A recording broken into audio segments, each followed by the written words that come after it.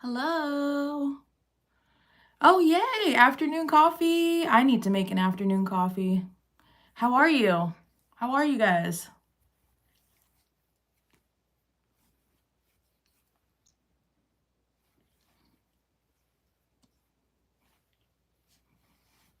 I figured I'd turn the camera on and do a little bit of light makeup with you guys. I know I was asked for that when I made the post about what kind of content you guys want to see this month. And I just posted a drink, kind of like a drink recipe in my shorts. And I posted that today. Little holiday drink. It's like a quick one. Let me angle this down. Hopefully it doesn't fall. Hey, I'm good. Thank you. I know I haven't been on live in a long time because I just wasn't sure like how many people would tune in, and it's just hard for me to plan ahead of time, which I need to do. I need to do that better, but it's just hard for me because like I could be busy, I could be not busy, and like I kind of never know until like that day, which is a crazy way to live, but you know. So, real estate is slow. It's slow. Um it's definitely a lot of learning before it gets really consistent from all the research that I've done and from all of the conversations I've had with seasoned agents. It's maybe like 2 years, 3 years until you really have a consistent, like referral based business. So it is on the slower side right now. I am working with clients, but it also makes it slow that, the inventory is low. So there's that too. Um, but yeah, thank you for asking. Appreciate it.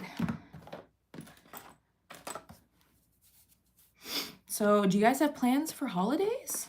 What are you doing for holidays?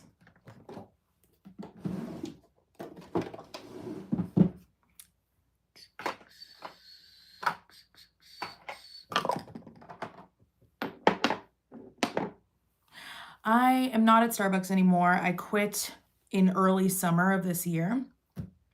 It was too demanding for all the learning that I was doing. And then I had my first real estate client in the first 3 months of me being in the industry, which is not really the norm actually. A lot of people don't have their first sale for a while, and I was very fortunate that while I was holding an open house, I met this woman, and she was my first client.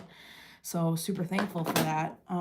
But with the actually doing a transaction and with all of the learning, I could not do Starbucks because Starbucks is just far too demanding. So I took a break from any other work besides real estate for a little while there, and then like smidge of YouTube. And now I have a seasonal part-time job at Bath and Body Works, and that's going well. It's just a seasonal job just to kind of like help fill in the gaps when real estate is slow and stuff. And then also just kind of like meeting new people is fun, and it's great.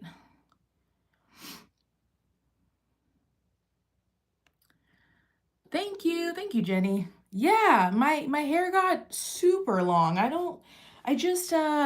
haven't cut it in a while, and oh, you know what? I need to put color corrector on my breakouts here. They're almost gone. Like they're going away. They're healing, but they're dark spots. So annoying. Where is my concealer brush?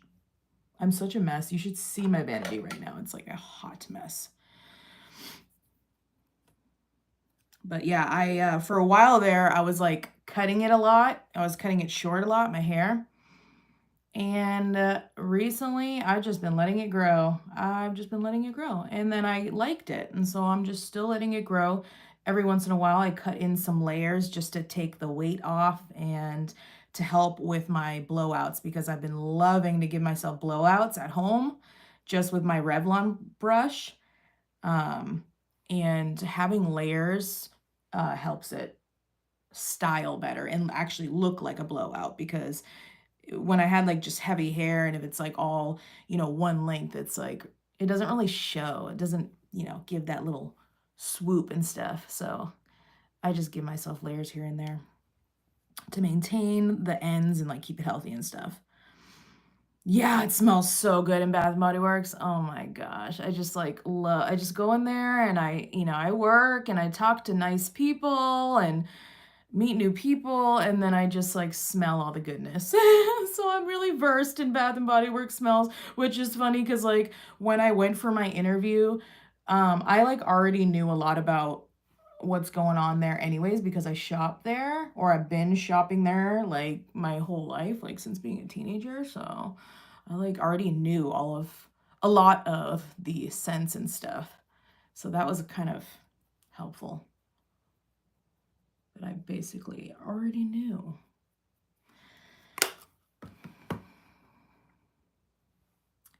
Thank you. Are you still eating healthy? No, girl. Nope. Just to be straight up with you, straight up honest, because you know me, I'm not eating healthy. I forget to eat a lot of the time. Um, I forget because I just get busy with stuff, and then I'm like, oh man, hunger pains are here, and I'm always like, oh, I don't want to stop stop doing what I'm doing to eat. Is so annoying. But yeah, I'm not taking care of myself very well when it comes to what I'm consuming. It's so bad. It's so bad. Um, it's just hard when you're like running around, you know what I mean? Like I just get so distracted with work that in the kids and then the house and that I just like don't want to think about it. And then by the time that I'm hungry, I'm like starving by that point, and then I'm just like, ugh, whatever is easy works for me.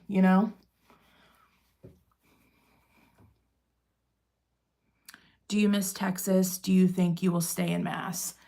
There are things that I miss about Texas. I don't miss Texas as a whole, but there are things I miss about it. I think I would stay here. I really like it here. I like that we have all of the seasons. By the way, you guys, remember when I burned myself from the curling iron? She's a scar now. She's a scar, probably forever. And I'm like, I hope nobody thinks that it's a hickey. Oh my gosh, so embarrassing. I'm like, why? Why did I have to burn myself right there? But yeah, I mean, I miss the culture of Texas, like I miss the Mexican culture. I miss my family. And having like big family get-togethers with them and stuff. But I don't miss how hot it was. Like, oh my God. Like I know it gets cold here, but I would so much rather be cold than be sweating. Like, oh my God. It's like I just felt like it was a maybe like 85% of the year I'm like sweating, maybe more than that, maybe 90%.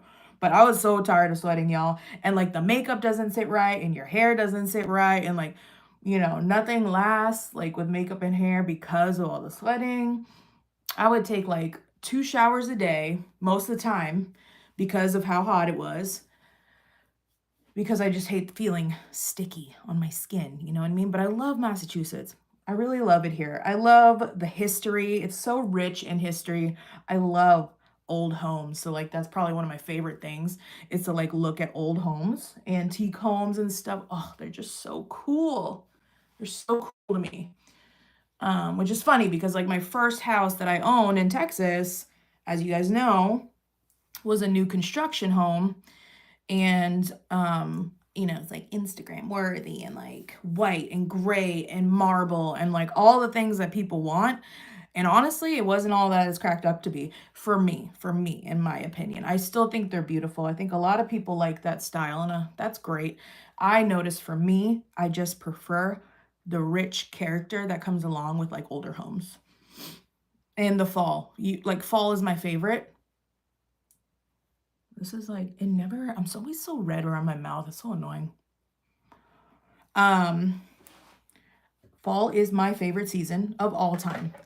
If I could have fall for like half the year and like summer for the other half, like I don't need winter, I don't need spring. I would be so happy. But yeah, that's why I prefer it here. What are you doing for the holidays? I'm actually staying in, honestly. We're doing stuff just by ourselves. Um Family has been interesting. Um we kind of stepped away from certain family members just for our own sake. It just felt like a toxic thing. So we're just kind of like keeping to ourselves for the most part. I still see my mom. So we're going to get together with my mom probably on the 23rd, and because they're going to be doing something on the 24th. And then for the 25th, we just like to do our own thing because we got the kids and we got the presents, Christmas morning and all that. It's just so much easier to do it by ourselves on Christmas Day. So we don't like to go anywhere on Christmas Day. But what do you call it? I'm losing my train of thought. ADHD at its finest. So yeah, we're just gonna stay in. We're gonna just hang out, the four of us, and just see my mom on the 23rd, so that we can do presents with Nana and stuff like that. What are you doing for holidays? What do you got going on? Okay, Farrah Fawcett. Oh, you worked at Bath and Body Works a long time ago? Oh, cool. Yeah, I have a few friends that said they used to work there too and they loved it. It seems like a good company to work for. I'm enjoying myself, and honestly, they pay really well. Like, you guys, I gave so many years of my life to Starbucks, and yes, it was on and off and on and off because I tried to do things. I tried to better myself and grow as a person, and sometimes it just didn't work out, as you guys know. But and through all of that, they still always put me back down to the pay of somebody who came in like entry level, never worked for the company, which I always thought was like wrong. I feel like that's like so wrong, with like the fact that I'm just capable of more than somebody who just starts. Like, you don't have to train me. Like, when I go back to Starbucks, I never have to get trained on anything, because I've been doing it for so long. But they paid me $15.50. Like, that's what I left with. And that's starting pay right now in Massachusetts. So it's just kind of messed up that Bath and Body Works pays me $16.50 an hour. That's not cool. In my opinion, that's not cool. Need to take care of yourself. I know. I'm just such a little overwhelmed lady. I'm like, the times that I take care of my health the best is always when I'm like unemployed, self-employed by YouTube. Those times where I took the break and I was like stay-at-home mom and just doing YouTube here and there. Those are the times I take care of myself the best because I'm not overwhelmed by other demands and requirements and all these things. And then when I have all these demands placed on me, like, life and having a job, it's like I can't focus on it, man. It's hard. It's hard. I feel the same way about Florida. I'm literally wearing shorts and a tank top and looking at my Christmas tree, and I feel like a poser pretending it's winter. That's so funny and so real. It is so real, and I feel for you. Oh, girl, turn that AC up. Turn the AC up and get that vibe of colder weather. Oh, I'm sorry, girl. I actually have my best friend lives in Florida. My bestest friend from high school. We've been friends for a very long time. She moved there a couple years ago. But yeah, it's crazy. I'll never forget, like, I don't know when it was, but they were in the pool and I was like, "What? How are you? What? It's winter. How are y'all in the pool outside? That's crazy." Uh-oh, put some essential oils on your scars. I need to do something. Because yeah, it's I've been putting some vitamin C oil. I mean, not oil, vitamin C serum on it because it's supposed to be like a brightener. So, I don't know, we'll see. It's a lot better than it was, that's for sure, because it was like dark pink for a little bit there. And well, it scabbed up, and then after it was done being scabbed, it was like a dark pinky purple-ish. And then I had to cover it with makeup because I was so afraid somebody's going to think that I had a hickey or something. How is your family doing? My family's good. My family's good. My dad's doing good. He's still in Texas. You know, he's been doing renovations in his house with his wife. So that's exciting. It looks really good. What they've done, it looks really, really good. Yeah, pretty much that's it. They've just been working and doing that. And my mom's doing good. She's just been working and going through the motions, you know. My sister just had a baby a few months back. I don't know if I told you guys that, but I have a new niece and she's adorable. You might have seen it on Instagram. But I'm an auntie again.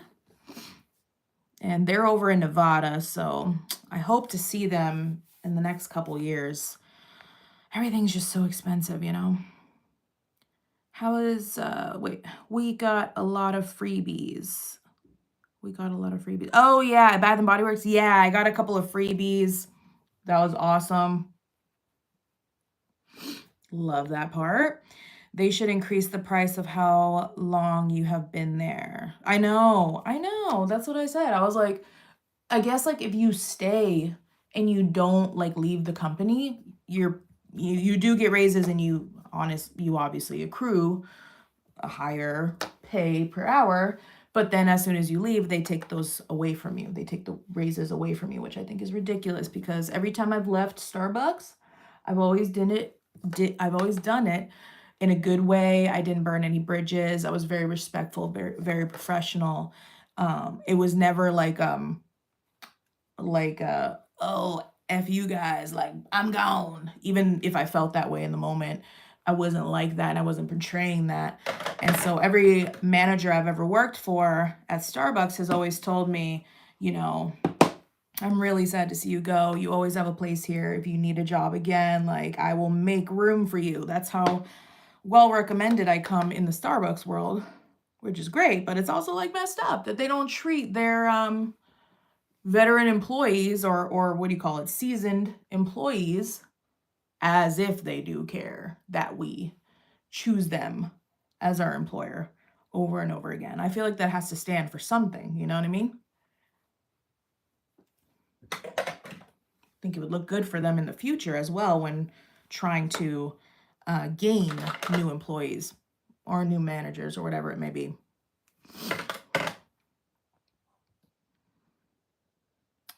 Life be overwhelming. I'm learning to put myself first. It's a work in progress. Yeah, I feel you, girl, because I really put everything else above myself, and then I'm itchy, so I'm kind of. You ever do that so you don't mess up your makeup? I'm like itchy, and I use a brush. Yeah, it's so hard to put myself first. That's why I don't have a lot of me time. I don't even have like girls' nights or nothing. Like, I don't hang out with friends. Like, I really don't. I just like keep to myself. And it's because I'm so like the rest of the time when I'm not resting, which is barely ever, I'm like, you know, pouring into a bunch of other cups, so to speak. So life is really lifing, man. It really is. Congrats. Thank you. How's your mental health? My mental health. Funny you should ask. And also, thank you so much for asking. I really appreciate you inquiring about that. That's really kind of you. Because I think more people need to ask that question to, you know, the people they know and check in on them. Because sometimes your happiest, funniest friend is your saddest friend, right? So I appreciate you asking that. It's been rocky. It's been rocky. Yeah, I'm gonna be real with you. It's not easy. I have a mental disability, if some of you didn't know, and it's ADHD. Yes, ADHD is a disability. It is. Oh, my ears are all red from moving my hair around and stuff. But yeah, it's hard to navigate building a business when you have mental health struggles and disabilities. It's really, really tough. I know that a lot of people don't see, they don't see it. They don't see my suffering because it's an invisible disability. And that works against us, and it's frustrating for sure. I try to put my best foot forward every single day and hope for the best, and sometimes it doesn't happen. Sometimes I have days where I just feel like incapable of anything, and I just I'm like, okay, I need to take this day and allow myself to be not in the mood for anything. And I need to be okay with that. And I'm not okay with it. Even though I try to tell myself and I try to comfort myself, I'm not. And I usually have anxiety about letting people down and anxiety about the fact that I'm not doing enough. So that's usually what happens. And it's just like a roller coaster of emotions. But then I have days where I feel really, really good. And I'm like, okay, I'm getting stuff done. I'm feeling proud of myself, I mean, I'm proud of myself regardless because I feel like I've accomplished a lot of things in these past few years that I never thought I could accomplish. So I am still proud of myself in terms of that. But it's like, when your emotions get the best of you, in that moment, you can't really appreciate yourself and what you've done. You know what I mean? Because you're kind of like taking everything inwards and kind of like blaming yourself sometimes, Hair on my face.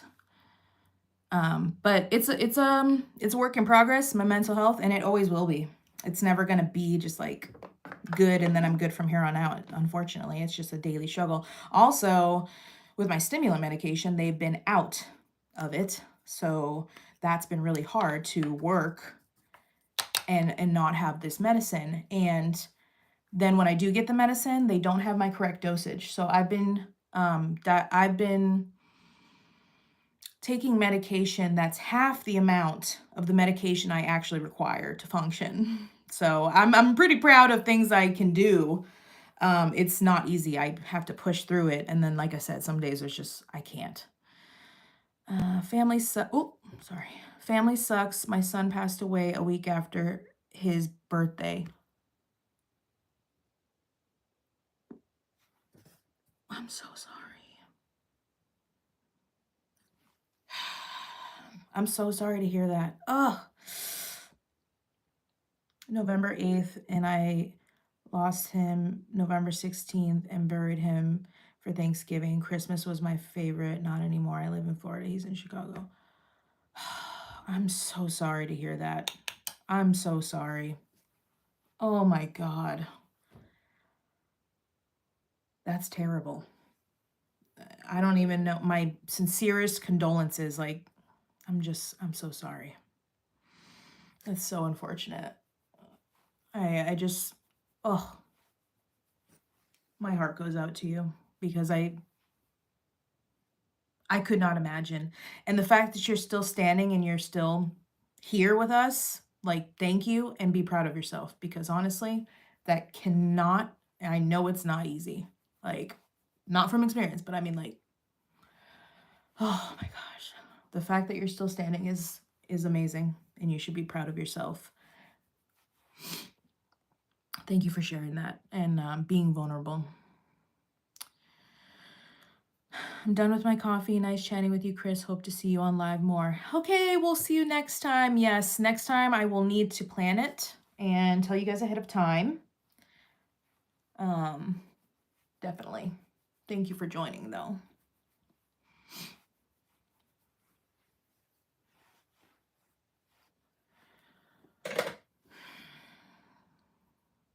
Condolences, Frugal J.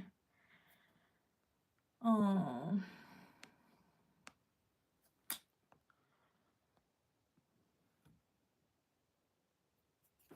That's my problem, trying to please everybody and not me. Yes. No, don't feel bad. Don't feel bad at all, Frugal J. Like, we need that because it grounds us. It grounds us and it makes us, learn and remember to appreciate everything that we have in life. Everything.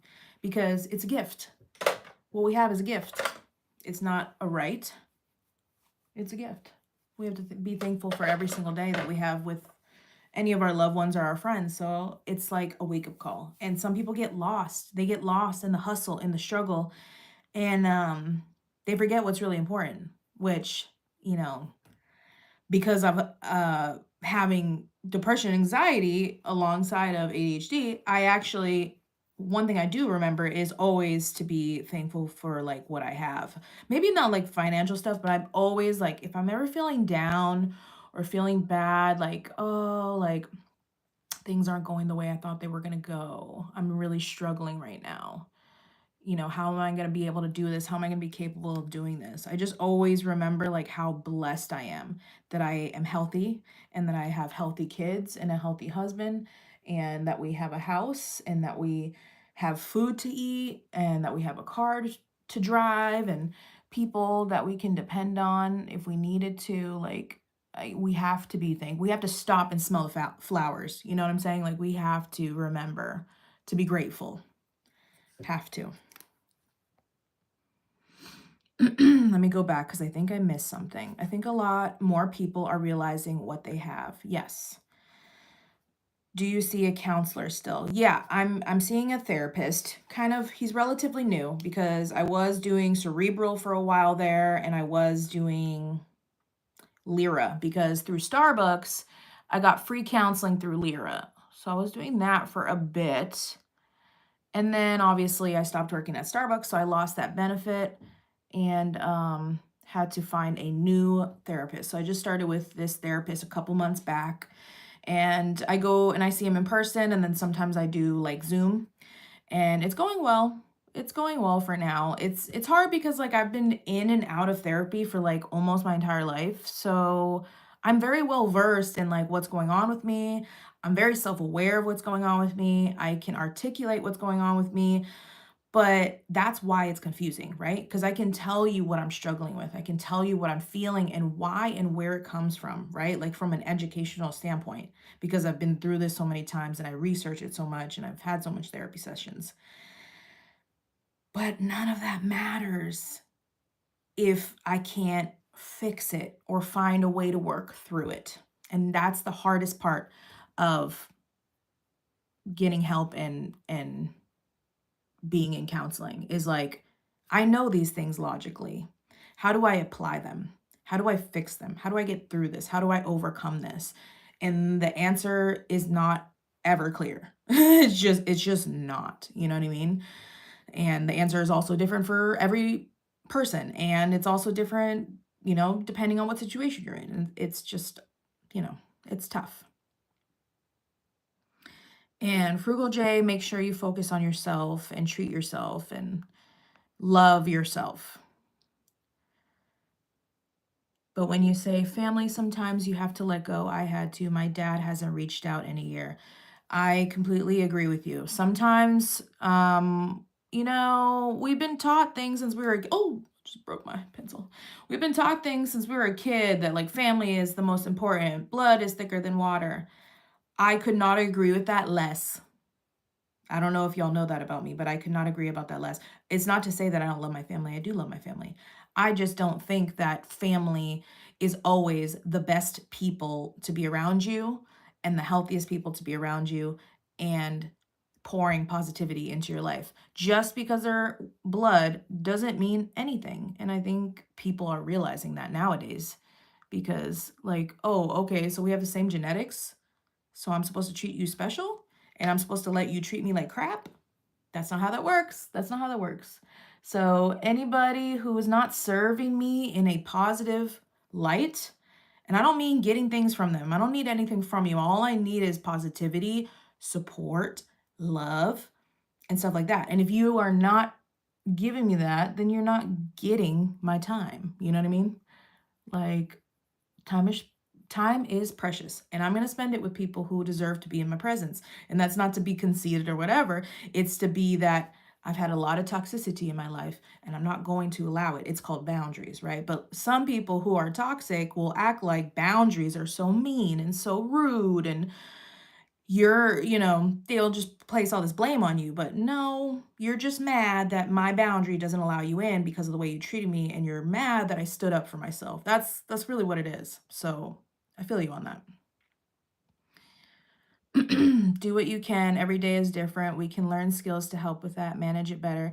It's okay to feel crummy. Everyone needs a reset. Absolutely. Absolutely. That's so true.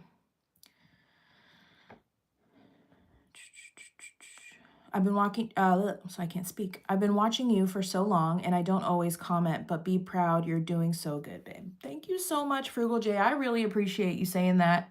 I do, because I'm my worst enemy. Y'all, like, I am my worst enemy. Which sometimes can be good because you could push yourself, but in other times it's not, because somebody told me the other day that they heard a quote. Never talk to yourself the way you wouldn't talk to your best friend. And that was like, wow, you are so right. Like, we need to stop talking down to ourselves. Because would you ever say that to your best friend? You know, like, oh, you suck, you're lazy, you're not going to be able to do it, blah, blah, blah. Would you ever say that to your best friend? No. So why do we think that about ourselves?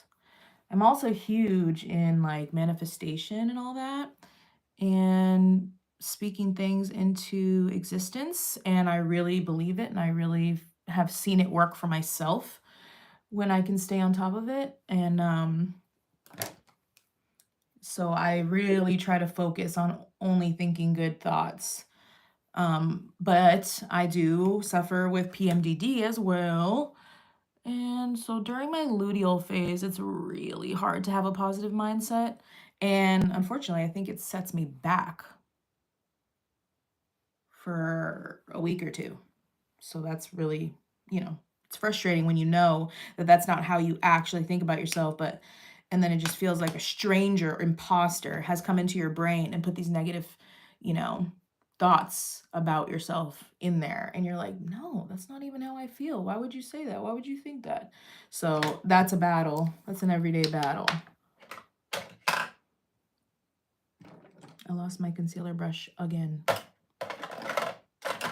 Oh, there we go.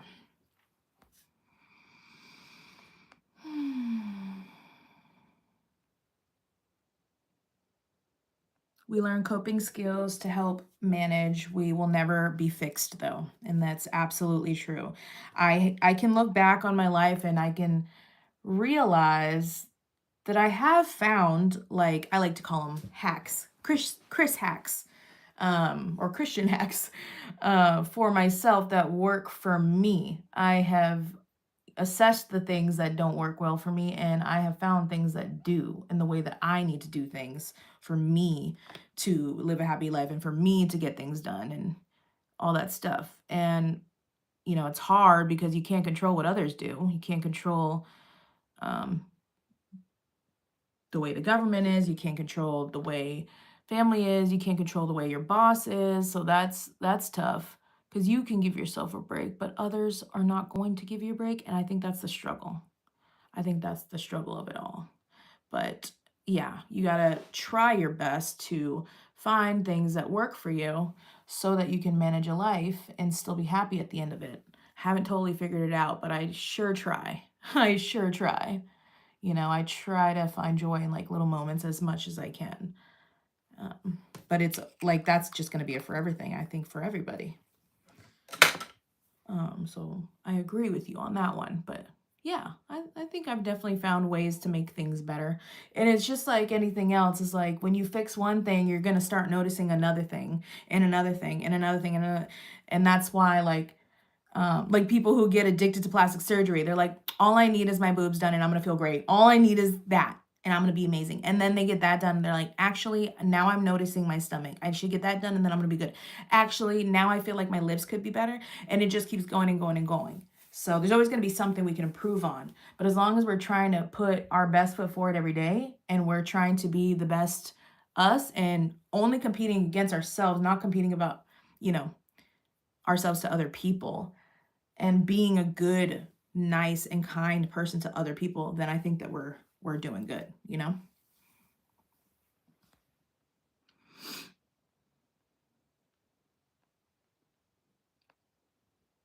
You do have to protect your energy, and that's exactly right. I couldn't think of the words, and that is exactly it. Protect your energy.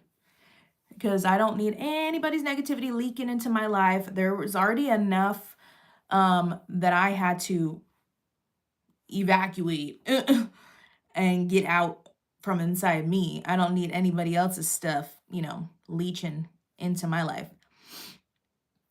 Boundaries are hard to set with those people. I'm glad you learned that. I have to keep setting them, follow through. Yeah, it is hard. It's really hard, especially when it comes to family, because you kind of feel like, I don't know about you, but you kind of feel like embarrassed for like saying anything, like for standing up for yourself. It could feel like embarrassing, like, oh, they're gonna think like, why are you making this a big deal? Oh my God, like, why'd you have to freak out like that? And it's like, actually, why did you have to make me feel bad for telling you how I actually feel? You're shutting down the feelings that I have. And I'm just trying to be honest with you. People don't like honesty. They do not like honesty.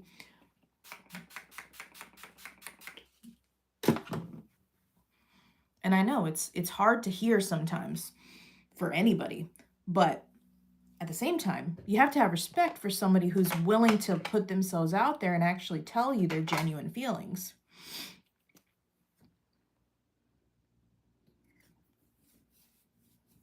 Yes. Manifestation works. It works. It might not work exactly the way we think it's going to work, but it works the way you need it to work. And then you have to be consistent, is what I'm finding so far.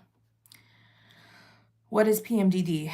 Premenstrual dysphoric disorder. And there's tons of videos on it on TikTok if you want to like deep dive it, because that's what I do usually.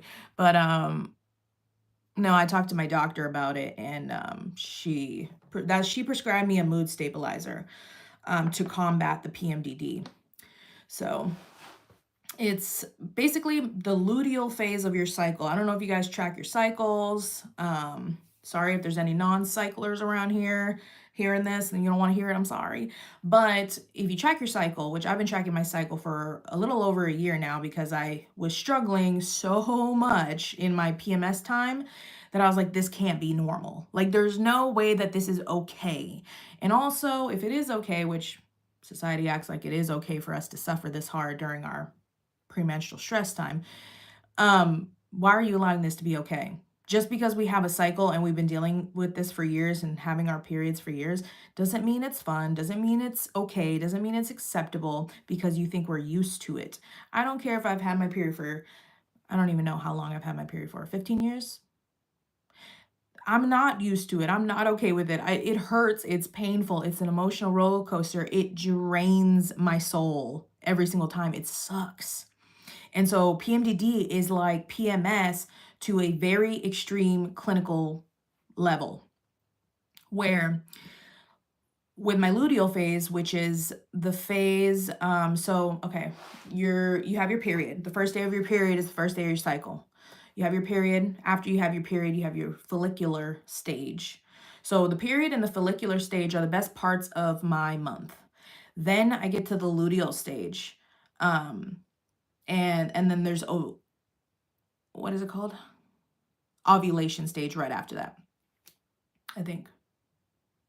Or I'm in the ovulation now. I can't remember which one. Anyways, the luteal stage, it lasts for me for about a week and a half, and it's the worst part of the entire month. It's awful. It's awful. Last month, the day before I went into my luteal phase, it was a significant difference. It was like the day before I was like, I'm on cloud nine, I'm getting work done, I'm balancing things, I'm organizing things, I'm, on top of things. Wow, look at me. Then I went to sleep and I woke up the next day, boom, hit me like a ton of bricks. This is an unwelcomed guest. This is not to be confused with just emotions that you're causing on yourself. This is an imposter that comes unwarranted. Like, PMDD happens to you, not because of you. Does that make sense? Like, it's not something I can control. And it's hard when you already have depression and anxiety and ADHD, which is a struggle everyday life, regardless of medicines I'm on. It's still a struggle. And then you got the PMDD, and it's like you can have, I don't want to say it, you can have unaliving ideations about yourself, and you can feel so worthless and so hopeless. Um, and just not capable of anything, like laid up in the bed. Can't tell you how many times I used to call out of work at Starbucks just because I could not get myself out of bed because I didn't want to be I just didn't want to be in front of people. I was like, I just can't talk to people like this because this PMDD monster has taken over my body and it sucks. Because like on the inside, you're like, why are you doing this? Why are you acting this way? Sad, rude, short-tempered, snapping at people. Stop doing it. But that monster really is in the driver's seat for the luteal phase. And I can't, my hands are tied. It sucks.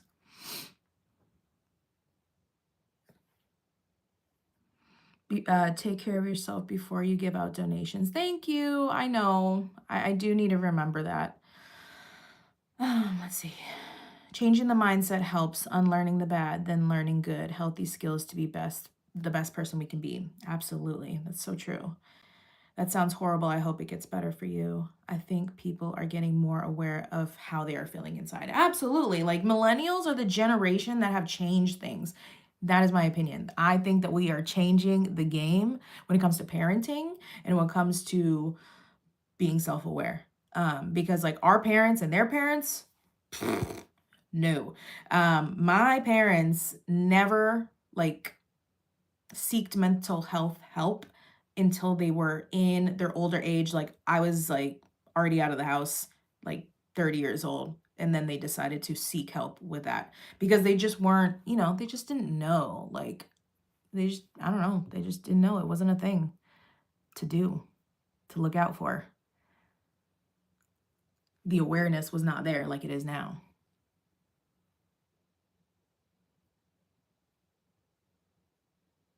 So now that the awareness is there, and I mean not self-aware, but like the awareness on social media and our society, whatever, I think it's our responsibility to help ourselves. And I always say, like, I'm never going to be perfect. I'm never going to have it down perfect. Never. But I will always try to improve. I will always try to work on myself no matter what. That just made an ugly noise. I'm sorry.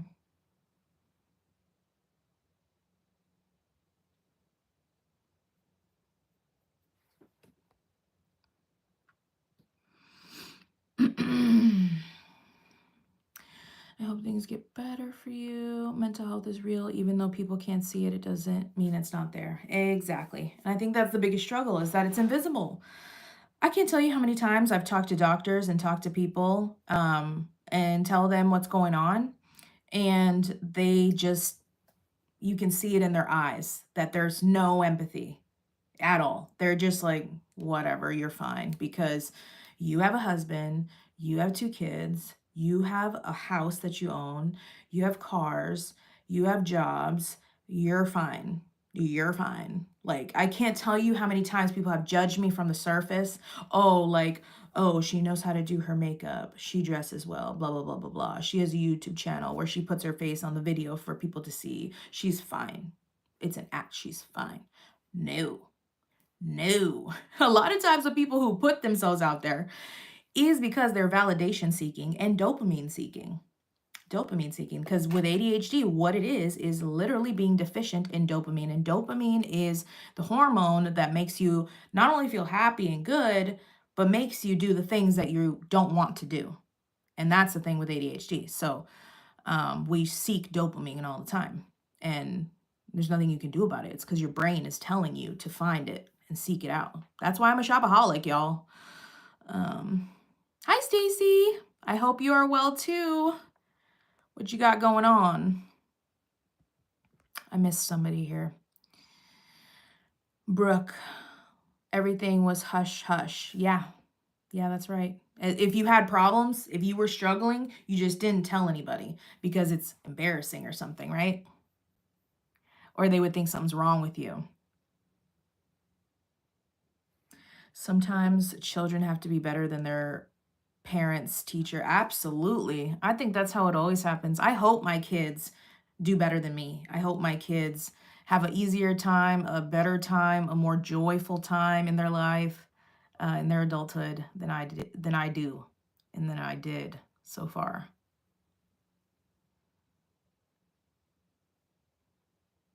And I'm going to do my best to prepare them for what's to come.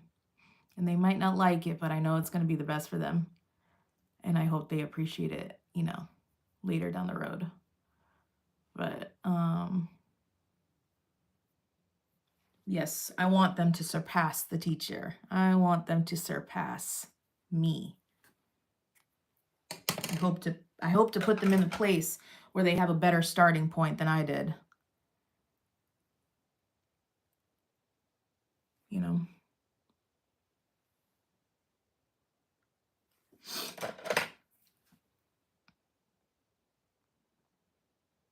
Respecting your elders and they don't respect you doesn't mean you have to respect them. Yes, thank you. That is the gospel, like for real. That is so true. It is so true. I was always taught that respect your elders, respect your elders. And then you hear about some really messed up elders in this world and you're like, excuse me, what?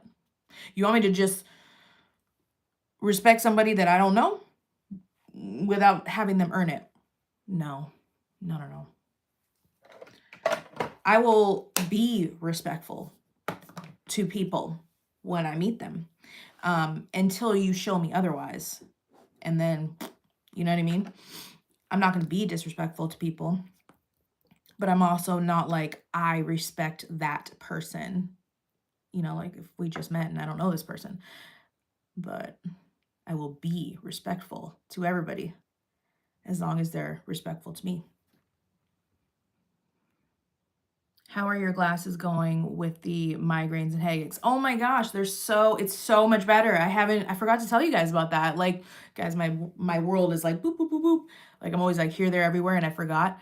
I want to give you guys some updates. So if you're wondering about any updates about products I've been using or anything I've gotten, ask me here so I don't forget. 1 second. They have been a game changer, and I know they were hella expensive and hurt my wallet. It was so annoying, but so good. I don't get headaches every day anymore. I really don't. It's crazy. The first week and a couple days, I want to say like 10 days it took me to adjust to the glasses, which is normal. That's normal for the neural lenses. For any of you who don't know, I got neural lenses, and it's for eye misalignment, which is a neurological disorder where your eyes are not aligned. So if I look at one point,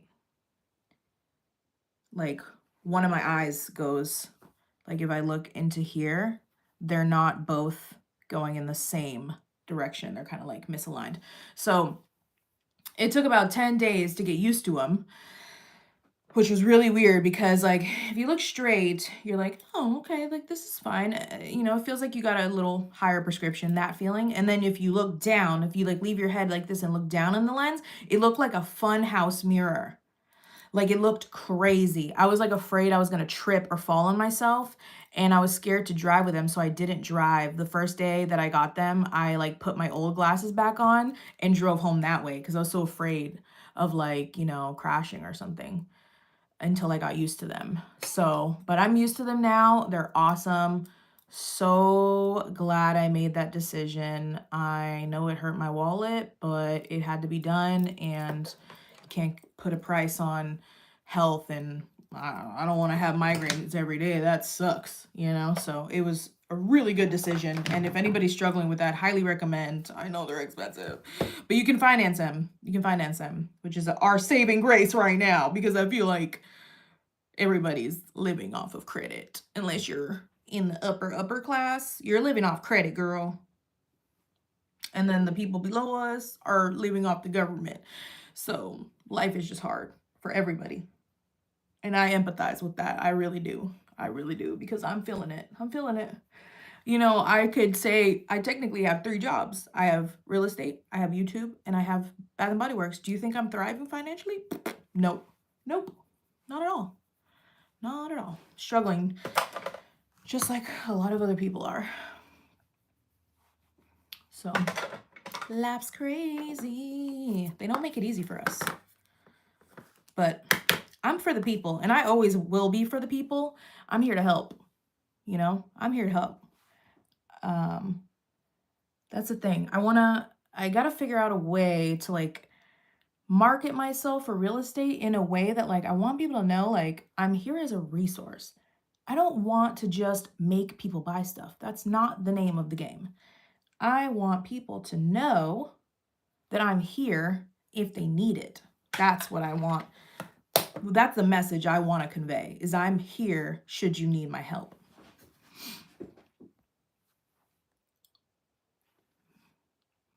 I had multiple doctors laugh in my face. I learned that I was right all along. It's a journey. Yeah, I had the same thing. The first person that I told that I thought I had ADHD, she was like, no, it's just anxiety and depression. She was like, it's not that deep. It's just anxiety, depression, you know, the norm.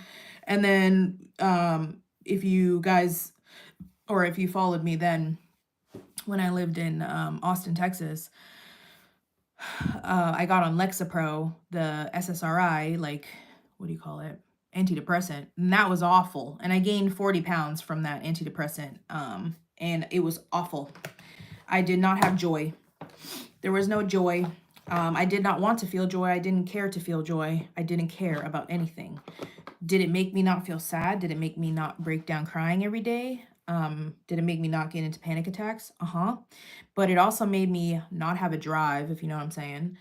Not have the want or need to hang out with friends. I didn't want to meet new people. I didn't want to go to new places. I didn't want to experience new, fun, exciting things. Nothing was fun to me. I didn't feel like anything was fun or enjoyable. I was like, I don't care about that stuff. I'm good.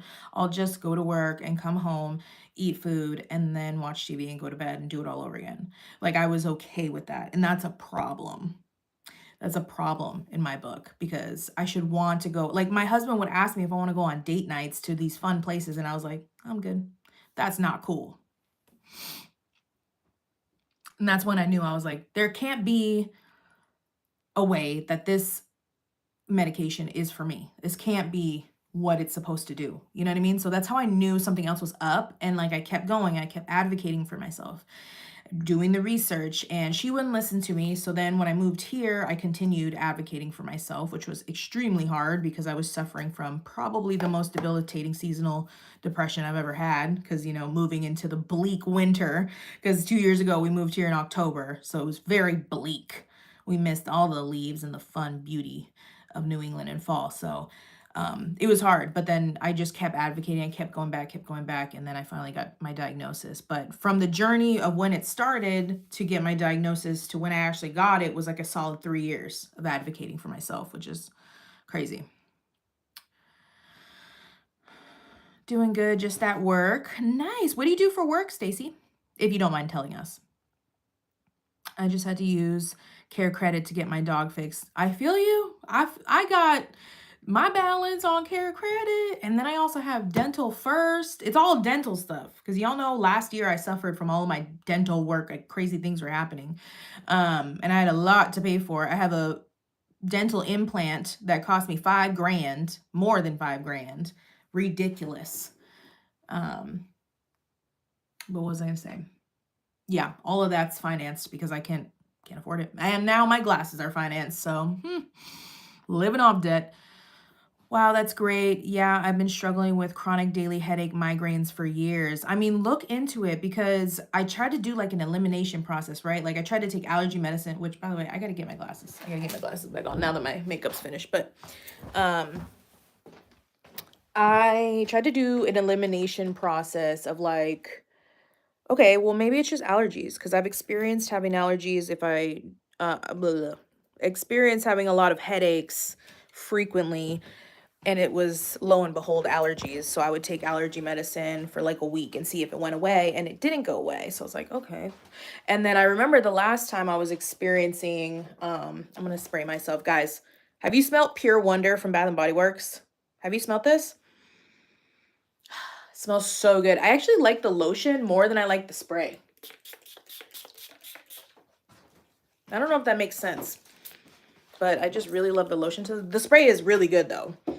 but I just love the lotion too. Anyways, go smell it if you have the opportunity. It smells good. Forgot what I was saying, to be honest with you. Oh yeah, and then I was realizing that nothing I was doing was helping me, and it wasn't allergies because I took allergy medicine and it wasn't going away. And then the last time I had experienced having a lot of headaches was with glasses. So I was like, okay, maybe it has to do with my eyesight, because the last time this happened, it was because I needed a higher prescription. So then I decided to go to my eye doctor and kind of check it out. And he was like, no, you don't need a higher prescription. What the problem is what I told you a year ago.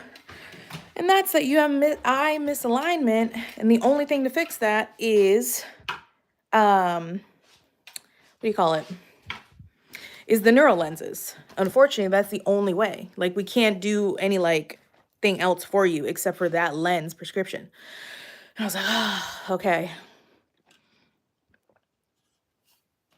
So yeah, check it out, or go to your eye doctor first. Honestly, you don't even have to do process of elimination, because they can just see it in their tech, in their, like, when they do the tests on your eyes and stuff, they can see it. Like, you can see it yourself. Like, you can hold your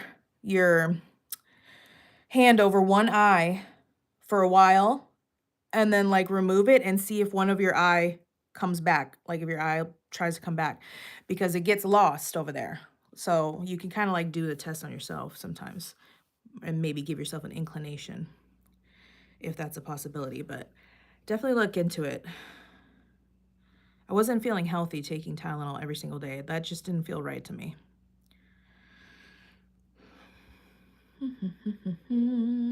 Life be harder now, so much harder. Yes, girl. Can we just go back to the 90s? I know I was an adult in the 90s, but can I just go be an adult in the 90s? Because I want that. I don't even like listen to new music. Like, I hear it on social media, but like I still listen to 90s music and early 2000s music every single day. I like try to live there in my little world in my head, because it's a much happier place sometimes. I think you would be a great counselor. Thank you. Thank you. I really like enjoy inspiring others and putting positive energy into others and motivating others. I really enjoy doing that. I've always like thought about like, oh, I would love to be like a life coach or something like that. But then I'm like, I'm a hot mess, so I don't know how I'm gonna do that. But I don't know. I love inspiring others more than I love inspiring myself, which is crazy. So it's like, how could you inspire others if you're struggling yourself? I don't know. It's because I want to tell myself that, but I don't always take my own advice, you know? I just took a genetic test that shows which medicines are best for my issues. Lexapro was a no. That's cool. I wish I took that testing. That would be helpful. Yeah, Lexapro was so bad.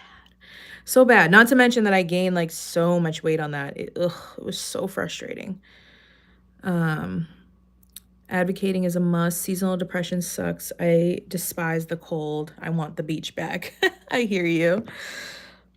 It's a hard position to describe, but I am an audit analysis for a supply chain management company. Sounds fancy, but it's not. I have worked part-time at Bath and Body Works seasonally before, but I'm about to try to get back. Yeah, I mean, honestly, like, it wasn't even like a hard interview process either. It was crazy. Like, the bar was low, in my opinion. I was like, okay, cool. Thank you so much. This is amazing. I love the people I work with. The girls are so nice. It's so nice to just like have a little community of like girls, like women, and like it's not about like, I don't need to be their best friends or anything, but when we go to work, it's like, it's fun to like talk to them and have conversations with girlies, because I really don't like I said in the beginning of the live, if you weren't here, I don't hang out with friends. I don't do anything except for work and take care of my kids and take care of the house. I don't. Mainly because my bestest friend ever is in Florida, which makes me sad. But I'm gonna be saving up money and hopefully going to visit her in the next couple years. Hopefully, God willing. I really, really want to visit her. But yeah, I don't really have I mean, like, I have met a couple of mom friends through my kids, which is nice, but they're moms, so, we're busy. But I think I'm planning on having, my daughter's best friend over with her mom today because we just recently started, like, talking and hanging out, and I like her, and, I like her company and stuff like that, but it's not like we're busy, like, we're working and we got the kids, so we can't just, like, go out, like, on the weekend. Like, it has to be planned in advance. It's like one of those TikToks I saw where they said, "I'll get back to you in, like, 30 business days," or something about, like, when you're both parents and you have jobs and stuff and you're trying to find a time to hang out with your friend. Like, that's really how it is. It's like, let's plan it for 2 months ahead of time and hope that we can not cancel that because of something that came up, you know? Uh,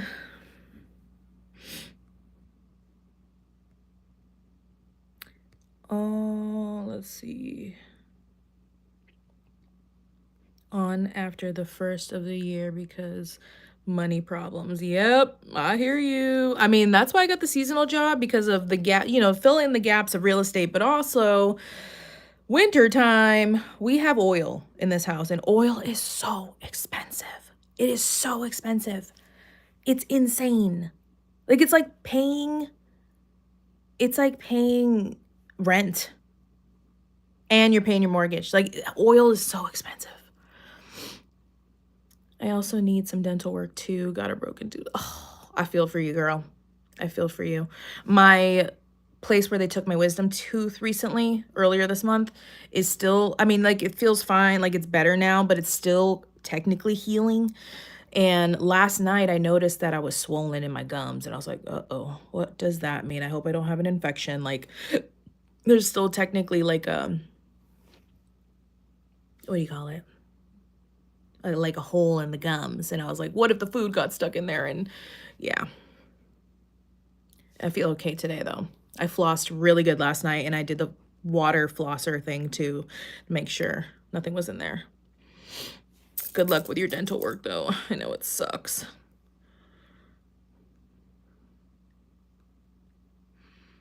Plug advertising sponsored or not sponsored. Wait, what did I plug? Girl, when you work in sales, you just be plugging stuff and you don't even realize you're plugging stuff. Oops. What did I okay, you are very relatable and kind and empathetic human being. Thank you so much, Jenny. I appreciate that. That is like one of the biggest compliments that anybody can give me. I appreciate that so much.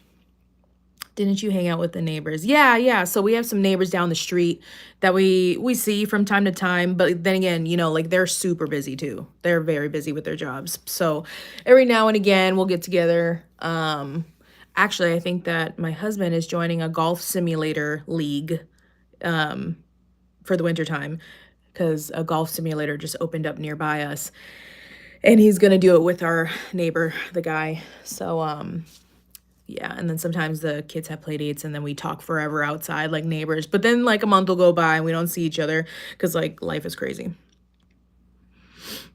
I feel like quality over quantity with friends is most important. Absolutely. And it took me a long time to realize that. It took me till my 30s to realize that, but absolutely. I get overwhelmed with too much going on. Same here. Same here. And that's the thing too, is like it's hard for me to be a really good physical friend to somebody. I am a very good friend to people over the phone and through text and stuff like that. Like with my best friends and my sister, what I do is we Snapchat each other because we all have ADHD. So we Snapchat each other so that we can like essentially interrupt and like send a message back and then continue watching their snaps. So we don't forget to respond to things we wanted to respond to. So that's what we do is we just Snapchat each other all the time. And I'm a really good friend in that way. But if you want me as a friend, physically, you're not going to see me much. It's so sad. It's just so sad. You're just not going to see me much because I'm just here, there, everywhere, busy, busy, busy. Like we barely have date nights, me and my husband. Like it's so hard to find not only money to have a date night, but like the time to have a date night. So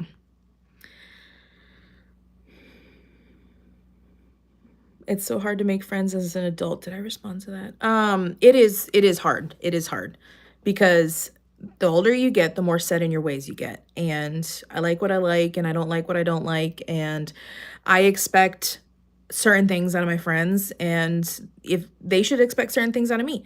Like I want a good listener. My best friends, like my close circle, like if I'm gonna call you a best friend, actually I don't even think that it's, I don't know, I feel like it's hard to level somebody up to a best friend as an adult. My best friend who's in Florida is my best friend. Like she's my ride or die lady. Okay. Like that's it. That's my best friend right there. I don't think anybody could come close because our bond is so tight. But I require a good listener for sure. And I require somebody to share their hardships with me because I am a very sharey type of person. And if I share my hardships with you and all you do is listen and never tell me a thing about yourself that comes from deep within, then it's hard for me to trust you because I'm like, how are you going to take all my information and not tell me anything about yourself? And that gives me trust issues, to be honest with you. So it's hard. It's hard. But like people, I've made tons of like friends, just like, you know, like people that you're friendly with, maybe not like friends that you call all the time or hang out with, but like friends that you could, you know, be friendly with out in the office or like out and about and say hi and have a good conversation here and there. I have colleagues that I consider friends that I could ask advice about real estate. I could, you know, say, I experienced this recently with a client. Like, have you ever experienced something like this? Like, how did you respond to that? Like, how did you navigate that situation? I have people I can talk to about that. So that is great. And I love that. But it doesn't mean that we have to be like, Kiki, like sleep over my house, like let's go for a girls' night every weekend, let's call each other on the phone and complain about our lives to each other. Like I don't do that with just anybody, you know what I mean? There needs to be a making friends group. I know, right? Have you ever tried oil pulling? I just started doing it and I can't vouch if it works or not just yet. I did start that with the Guru Nanda stuff. First of all, I hate the way I don't know, I don't like the feeling of the oil in my mouth, but I was doing it consistently for a couple weeks and then I fell off and I haven't done it again, but I need to. I should. And I just haven't.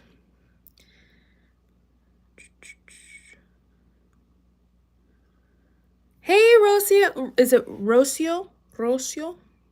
How are you? Vulnerability builds bonds. Yes, thank you. Yes, exactly.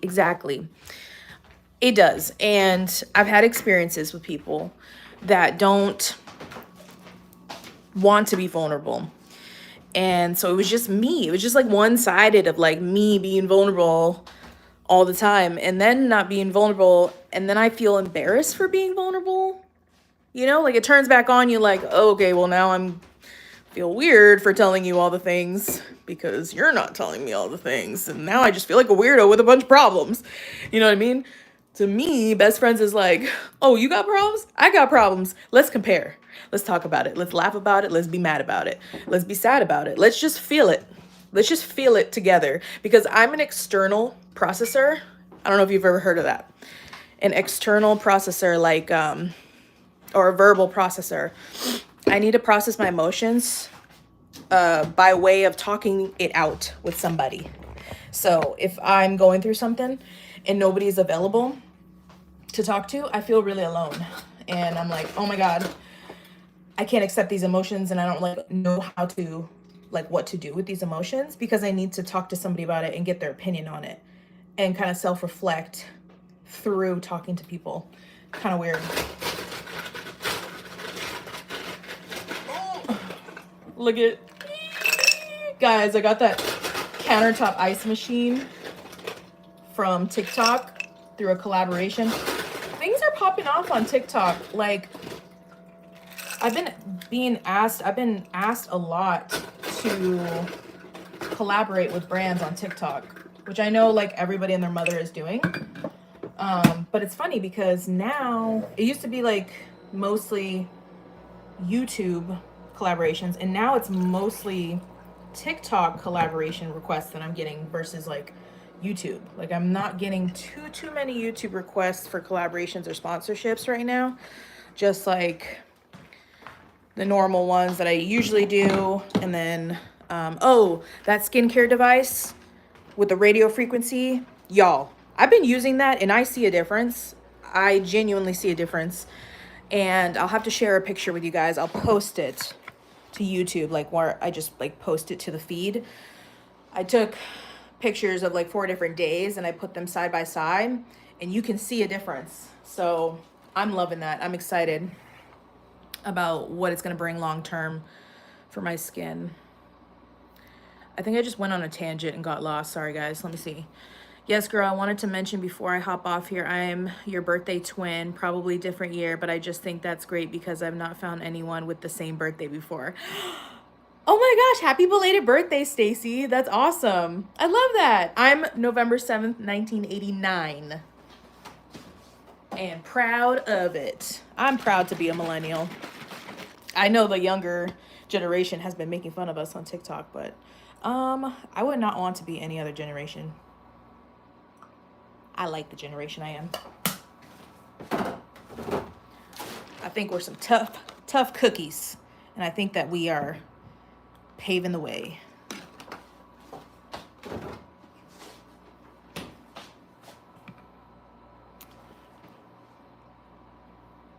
Is living in,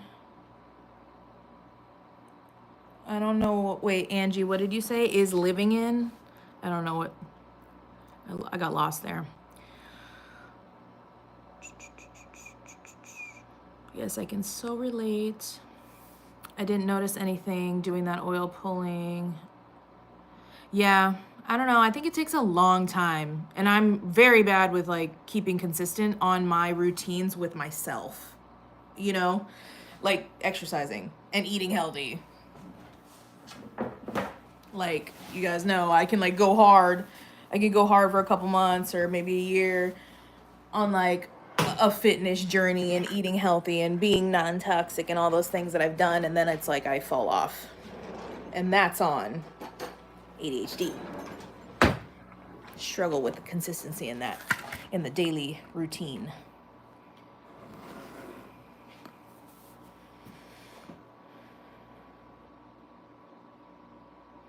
Yeah, Temu and TikTok, I feel like they're the same thing, right? Because like all the things I'm seeing on TikTok that they're like, oh, do you want to collaborate with us? I'm like, I saw that on TikTok. It's crazy. I mean, Temu. And I haven't worked with Temu in a little while because they changed the way that they do their collaborations. And I don't know that I really like the way that they're doing it now. It's like, it's kind of like, at first they send you a free like product, like you choose a free product for a certain amount, then you promote it, and then you build points, and then you post more about other stuff and that product again, and you build more points to be able to earn like credits to buy more stuff on Temu to collaborate again. And I was like, I'm sorry, that seems like too much work for me. I'm sorry if that sounds lazy, but that just sounds like too much. It was like hard to figure out. It's not like the most user friendly. So yeah, I'm just like, And then I have some brands that are like, oh yeah, if you buy this, we'll give you this commission, blah, blah, blah, blah.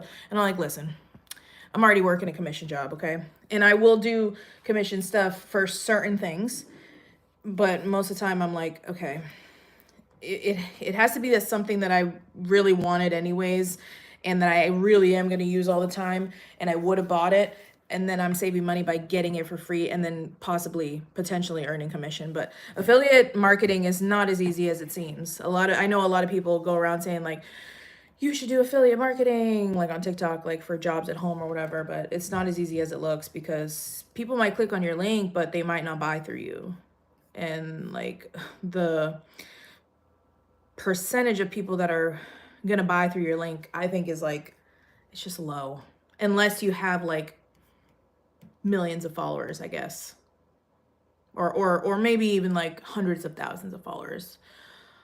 So I prefer like sponsorships where they just like pay you the flat rate, give you the product, you promote the product, and you have a commission. That's what I prefer. That feels like it's worth my time, because my time is precious.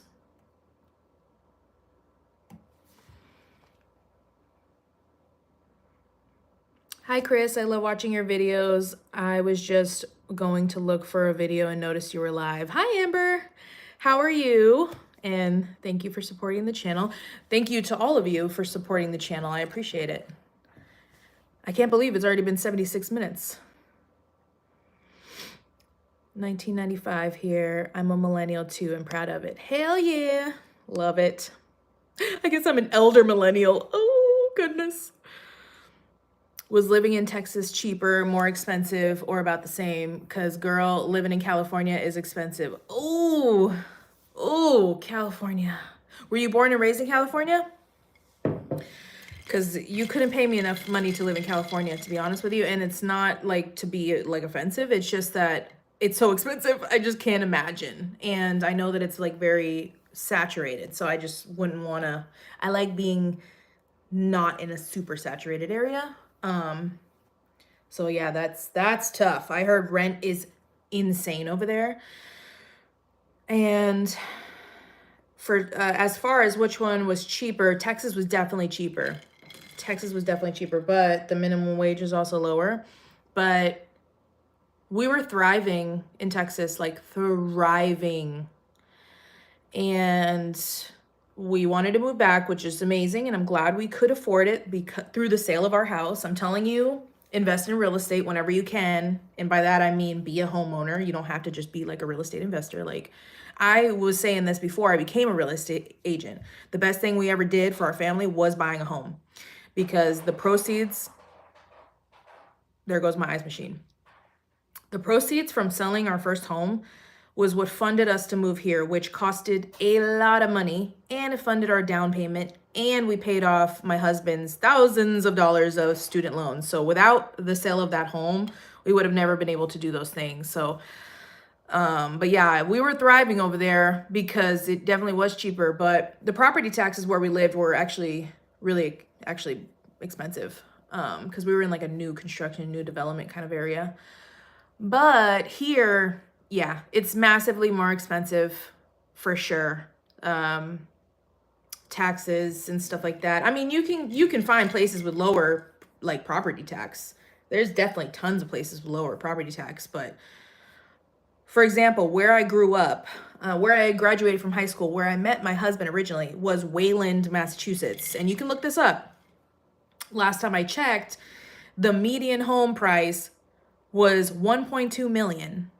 1.2 million. And I know that you're probably like, oh girl, like you were rich when you grew up in high school. Hell no. Hell no. I was not. That was my ex-stepfather who was able to fund us living in Wayland. Because otherwise, no, baby, because it's too expensive over there. Oh my God, no. And I know that 1.2 million in California is cheap. I know that from selling Sunset. If you ever want to move, baby girl, let me know, because I got agents all over the country, actually all over the world, but I got a lot all over the country. And I actually help people. I have friends in Colorado that I referred an agent to them, and I have friends in Texas that I found them an agent as well. And then I know my sister's looking into moving to Tennessee at some point, so I located an agent in Tennessee. Like I got agents everywhere, so let me know if you ever need help with anything. But yeah, that's expensive. Texas was definitely cheaper, but I love being here, and the pay is a lot higher, so that's good. But it's hard at first. I think anytime you move somewhere, I think it takes like a good solid like 5 years for you to really like, I don't know, like adapt and like build upon it. Does that make sense? Like, get established is what I want to say. Get established. It takes time. So we're 2 years in and we're doing better. We're doing better than we were, that's for sure. But we're, it's then inflation keeps happening. So it's like a struggle anywhere you go, right? Temu Halls, Be Old News, both of the sites are addicting. I know. I don't even really see Temu Halls that often anymore. Yeah, of course, Amber. Angie says, yes, but thank goodness we got our house 15 years ago, so we're comfy, but groceries are so expensive and gas is about $4 a gallon. Yep. Actually, that's not bad for California. I thought it was going to be worse. Like, I don't know why I thought gas was going to be like $6 a gallon, girl.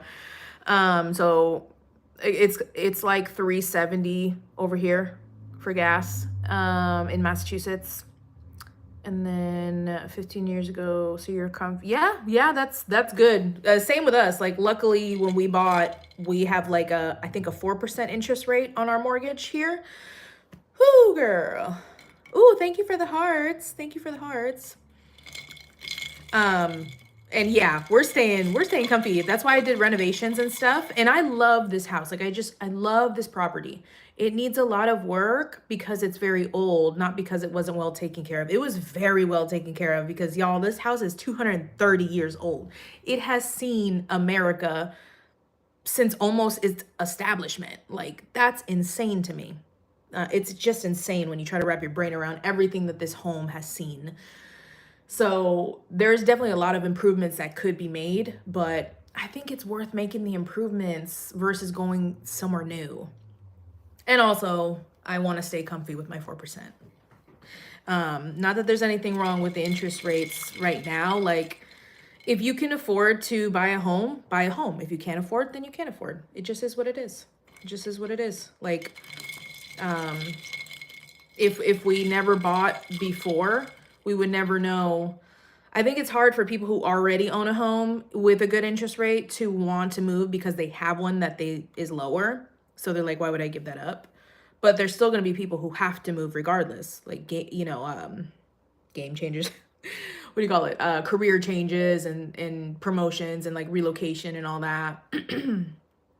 Or like starting a new family or downsizing. So that's still all going on. But it's still an asset to buy regardless of the interest rate because you can always like refinance. In most cases, you have the option of refinancing at some point, right? Been in our house for 2 years and have struggled especially with inflation and student loans, but that's why I'm getting a part-time job to try to pay off some debt. Yeah, that's great. That's a great plan. That's what we doing. And my husband, he works full time for his job and he got a side job also during the summer at a golf course, just like mowing greens, just like for like weekend pay. Like, he only worked like 1 to 2 days a week and that's it, just for like some extra little gas money, take food takeout money, maybe possibly date night money, going on vacation money. Like, nothing wrong with that. Nothing wrong with that. I've always held multiple jobs. For the most part, I've always held multiple jobs because I just have an entrepreneurial spirit about me, and I don't trust anything in the long term. I just don't trust anything in the long term. So I just like to have my hands in like a lot of different buckets, just in case.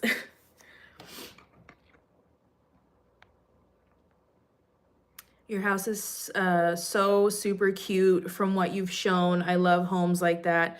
They have so much character and charm. I agree. I love it. Like, the floors are original to the home. I'll show you guys real quick. The floors are original pine from 230 years ago. And you'll notice that there's spaces between.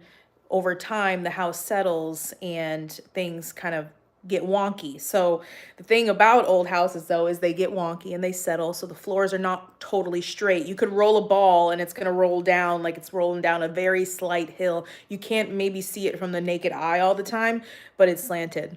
Let me see if I can turn this camera around. So these are the original pine wood floors that came with this house 230 years ago.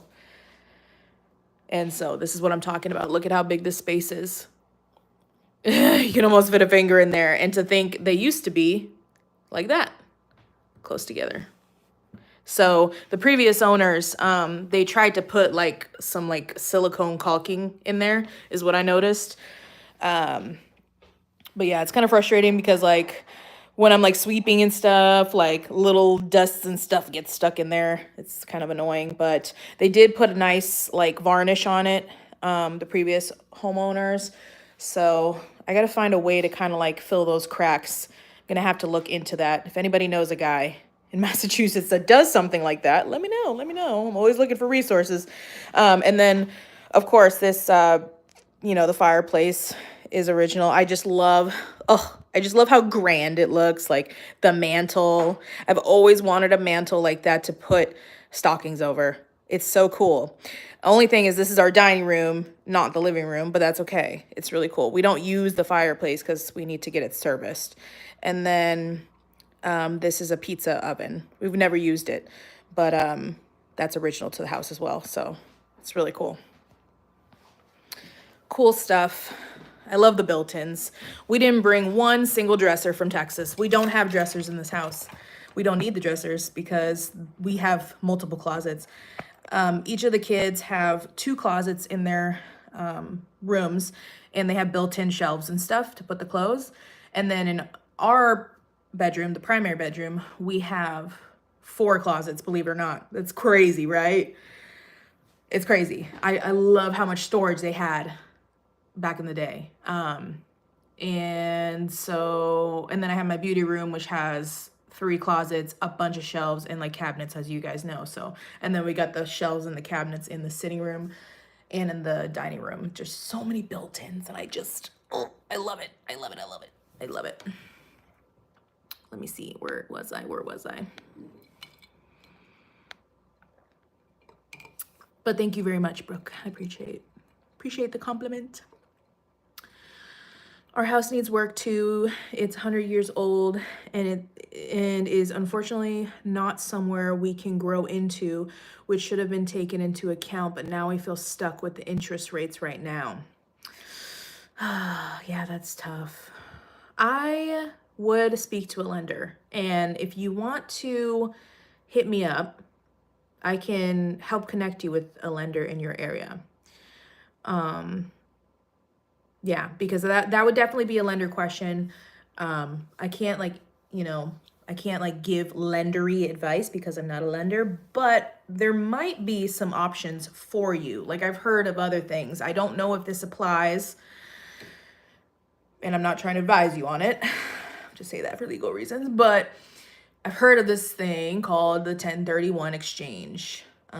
Maybe ask about that. I don't know if it applies to this situation, but maybe ask about it. And the other thing is, if you're willing to put in some sweat equity, you can get a home at a lower price that needs updates, and you can do them yourselves or like through a rehab loan and build equity sooner, but have more bang for your buck. So like, I understand if you don't want to do updates, then that's fine. It's just that you're going to be paying a pretty penny for something larger, especially with the interest rates right on top of it. So like, my advice to people who want to become homeowners but are afraid of the interest rate is don't go for the Instagram ready, perfect, new, you know what I mean? Like home, maybe, if you're trying to be affordable, of course. Maybe go for something that needs some cosmetic updates, so things that are easy, like different paint. Maybe the cabinets need to be painted. Maybe the light fixtures need to be changed. Maybe the faucets need to be changed. Those are relatively easy fixes and not too expensive, and they can put a lot of value into your home. But if you're willing to do those things, you can get a bigger square footage, a bigger bang for your buck. And so the interest rate and what that will cost will help even it out with the lower cost of the house, versus if you're going for a house that's like new and completely updated and like remodeled and big, it's going to be a price point up here, and then the interest rate is up here, and it's like expensive. So Just depends what you're looking for, what you want, but I can definitely connect you to somebody to like help you go through that and navigate that situation.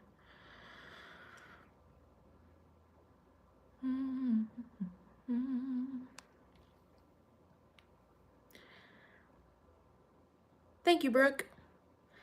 Yeah, that makes sense. I'm in North Carolina and I used a first time homeowner's assistance 2 years ago when we got the house. I will look into all of that. And you said it was like a 1031 exchange or something like that. I've heard of 1031 exchange. You can ask a lender about that.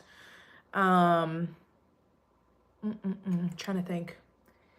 When you signed up for the first time homeowners assistance, did you do it only under your name or both you and another person, or is it just under you?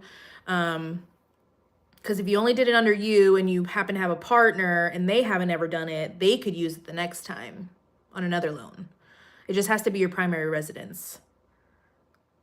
But again, ask a lender. What else was I gonna say? But yeah, if you have a while till you want to move and you want it to get, if your family's growing, but you could be okay for maybe another year or something, you could put some updates into your home right now that are affordable. And that way, when you go to sell, you can sell it for higher. You know what I mean?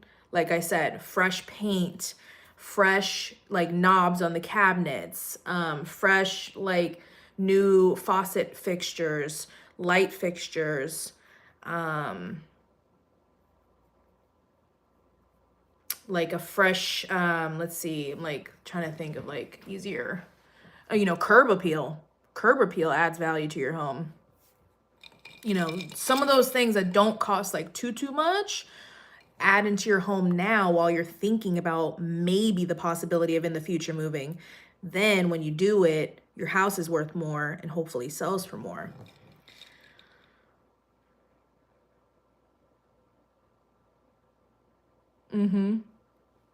I got you. I got you, girl. And I know with the first time homeowner or home buyer programs, I feel like, and ask the lender, but I feel like there's a certain amount of time that has to go by before you can use it again, because I think you can use it again after a certain amount of years. If I'm not mistaken, I've heard that.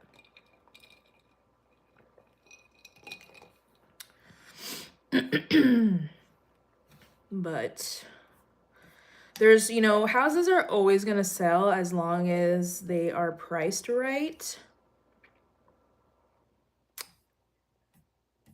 It's just, I think things sit on the market longer in this market, maybe, but not really all the time. Even though people are struggling with affording things, there's still people buying, they buy the houses. Like it was a faster market this summer, but obviously it's like winter time, so it's like slowing down. But so houses are sitting for a little bit longer because of that. But I mean, they're still getting bought. They just have to be priced right. Like regardless of the interest. There's always going to be somebody who has to move no matter what. You know what I mean? Like they just have to. Like they have no choice. They have to relocate because of their job or something. Or like divorces, unfortunately. That's a thing. People get divorced and they have to move. It's not like they want to pay the interest, but they have to. So they have to find it. You are very smart and knowledgeable. Thanks for sharing what you have learned. Of course. Of course. You guys can ask me real estate questions anytime, girl. Anytime. The time period of it is 10 years, I think. Got you. 10 years. That's a long time. Statistic, or what do you call it? Studies show that people move houses every 7 to 10 years. I went to real estate school here in North Carolina, but they have one of the hardest tests and I failed the class. So I'm like, yeah, I've considered going back though. Yeah, if it's something you're interested in, like definitely. My advice to anybody who has ever taken an interest in the real estate industry is make sure you actually like it. Like make sure it's like actually interesting to you. because if it's not, it's really, really, really, it's gonna be really, really hard. Really, really, really, really hard. Because it's already hard if you like it. So imagine if you didn't like it. Oh god. That's how I feel about YouTube too. It's the same thing. Like anybody who's ever thought about like starting a YouTube channel or they want to, get big on TikTok or something like that. Um, Make sure you actually like the activities. Like you like doing that. You like filming. You like answering comments. You like being creative. You like editing. Because if you don't like all that, oh, you're not gonna be happy because the money is not good. The money's not good in YouTube. Oh my God, y'all. I don't even make like barely anything from YouTube anymore. Which is fine. It is what it is. But it's anybody who thinks like, oh, you're in it for the money. What money? What money? What you talking about? They changed something, like the Google AdSense, they changed something in these past recent years. And now it's like just it's just crap pay, unfortunately. That's why I depend on sponsorships.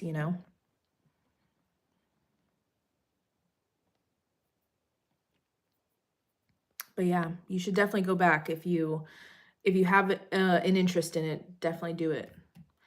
It has been eye-opening, I'll tell you that. It has been eye-opening, this industry, and I love it, and I love learning. I love going to the classes, and I think the biggest thing, like, that I, like, love about the fact that I got into this industry is now I actually understand for my own life, in my own homeownership, in my own, you know, journey through life of like if I ever have to sell again or buy again or whatever, it's like I know things for myself to make my life easier and more affordable and to just do things better because when we bought our first home and when we bought this home, I mean, I had no idea what was going on. Y'all, I had no idea. Like no idea. So now knowing more about it is like beneficial for my own experience, which is like awesome. Like they should really teach more about it in school. They should really teach more about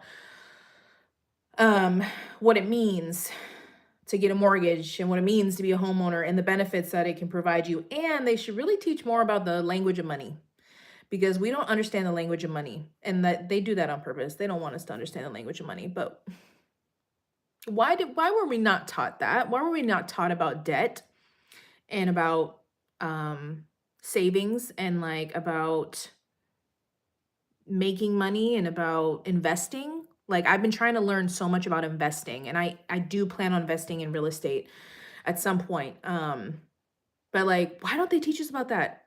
Cuz we would all be successful. That's why, probably. But I love that like people are teaching it now. Like on real like like real life people who are in the industry are like teaching it on YouTube and on TikTok, which I think is good that they're getting the knowledge out there. It's just a matter of doing it. Like or we can all learn whatever we want to learn, but are we going to take action on it, you know?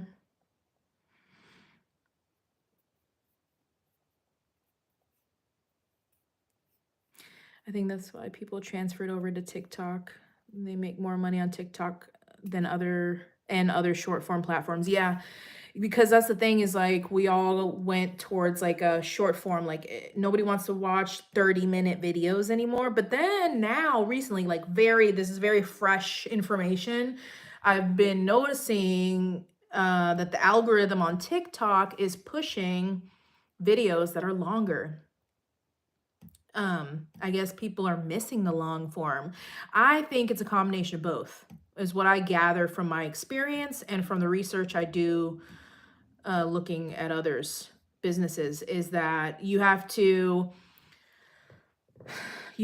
make a long form video and then take clips of your long-term video and put them in short form and it's a teaser and then it makes people go watch your long form. I don't do that. I just notice it from other people. So I can't really I'm not saying like I do that. I should do that. It would work better for me and I just don't. But I just like or I guess in some form like an outfit video, right? Like on TikTok I put like outfits of the week for like being a real estate agent. And then like I think I talked more about it in vlogs, I guess. Um or like I'll do like a shopping haul and like maybe mention one product, but then in a vlog I have the whole haul. I don't really do it though. I really don't do it, and I should do it. But I think that's where people are finding the most success is that like podcasts, for example, they'll film a whole podcast and they'll take a bunch of little clippets from it and they'll put it on the TikTok and it's a little bit of a teaser and then they have the link in the bio and then it makes you want to watch the whole thing if you're interested in the little shorts. That is so smart. Such smart marketing, and I just haven't applied it to my own life.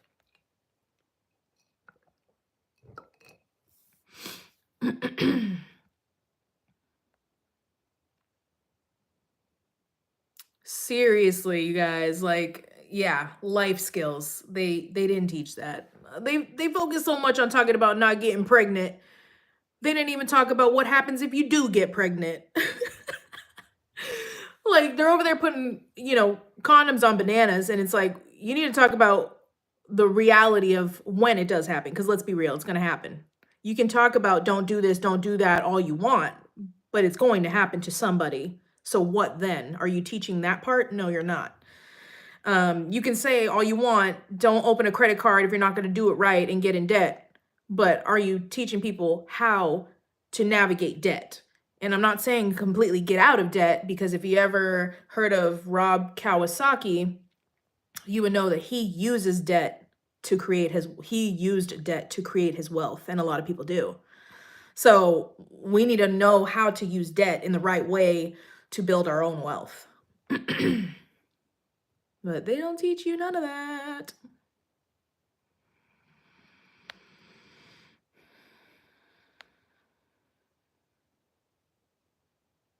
Yeah. Mm-hmm. Yeah. So they don't teach us because the elite control everything.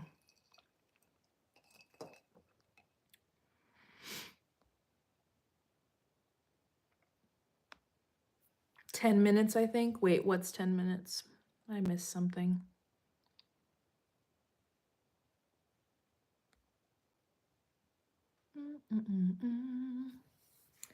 But yes, I know. I feel like it's really hard in the beginning, but I really feel like I can make a living out of real estate. It's just hard. It's simple, but it's not easy. That's something I've been told by my coach, and it's so true. I think it's a quote from somewhere. It is simple, but it is not easy.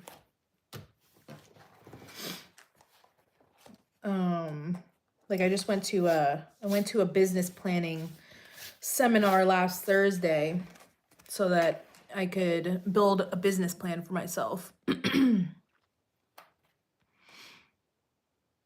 What do I have going on today? Honestly, I was looking at some properties on MLS for my clients and kind of seeing what's out there. I'm waiting for the list agent to call me back about some questions I had. I haven't got a call back yet, so I have to try calling them again. But other than that, I'm just here. My daughter's gonna get home from school soon. I made some calls this morning, catch up with some clients of mine, and that's pretty much it. I need to be doing more. I need to be more diligent about doing real estate stuff right now. But I'm talking to y'all because this was fun. But I don't really have like anything important to do. Like I don't have anything like crazy going on. Just kind of like making sure I'm keeping up with the clients I already have and stuff like that.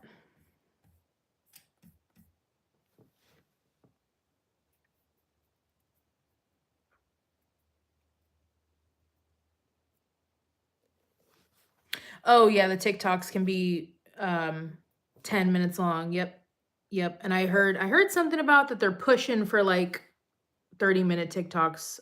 It's not a thing yet, but I heard somewhere that they're pushing for that, which I find really weird.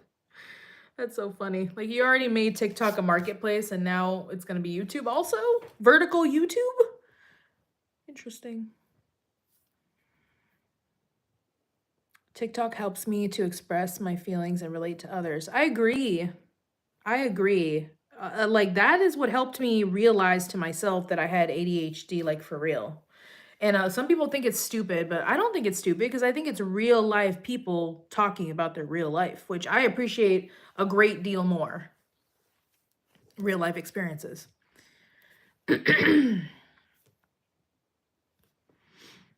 Oh my god, you're still on. Woohoo, I'm about to clean the kitchen and usually watch YouTube on my phone while I clean. I love that. Yeah, I'm still here. I'm surprised too. I know.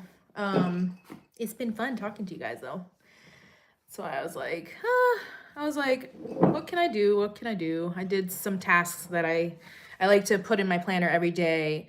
I like put a bunch of tasks that I have to get done before the kids get home, and I like to check them off because it makes me feel good. That's one of my ADHD hacks for myself is write down some tasks, and I love the feeling of getting it done and checking it off, so it makes me do them. So I already did those earlier this morning, and that's why I was like, somebody asked me for more lives on YouTube. So I was like, well, since I don't have any showings or appointments today, maybe I will do that while I do some makeup. I don't even need makeup on because I'm not really going anywhere. I just wanted to put it on.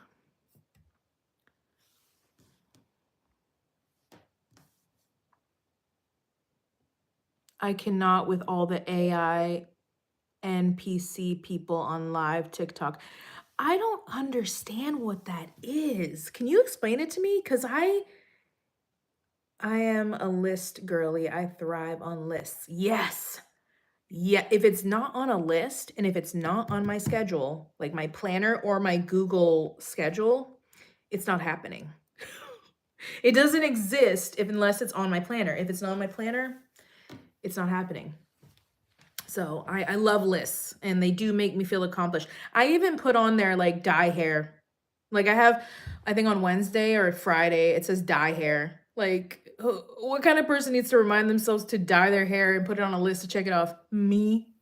Because I forget to take care of myself. Like we talked about earlier in the live, I forget to put me first. So I literally have to put on the calendar, paint your nails today. Like, do your nails because your nails are looking rough. I have to put it on there. So it's like a task I have to do. Dye your hair because your roots are growing in. I have to put stuff like that on there too. The only way I feel accomplished, same. My planner be validating me when I check it off. Hi, Bev. No worries. It was kind of like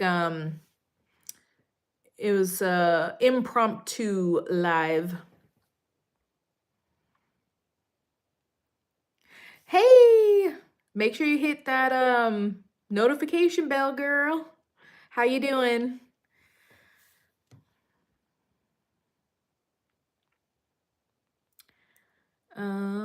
I make lists all day long. Same. I even leave like post-its on my computer. I leave post-its in random places so I can remember things. I set alarms for myself all the time. I had to set an alarm for myself to turn the heat down so that I don't so I could conserve oil. Like during the day, it's a little bit warmer, so I don't need the heat on as high. And I had to like set an alarm for myself to remind myself to turn it down.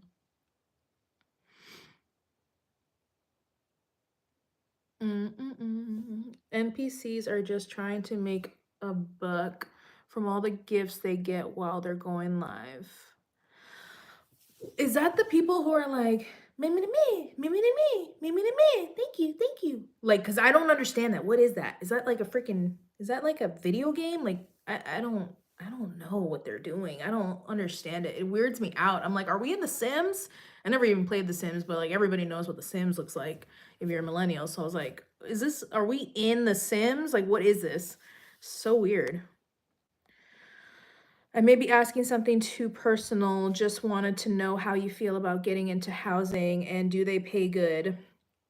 Like they say my son wants to get into it. So, I have a lot to unpack to this question. Thank you for asking that question. There's a lot to unpack here. So, definitely not too personal. But thank you for being considerate.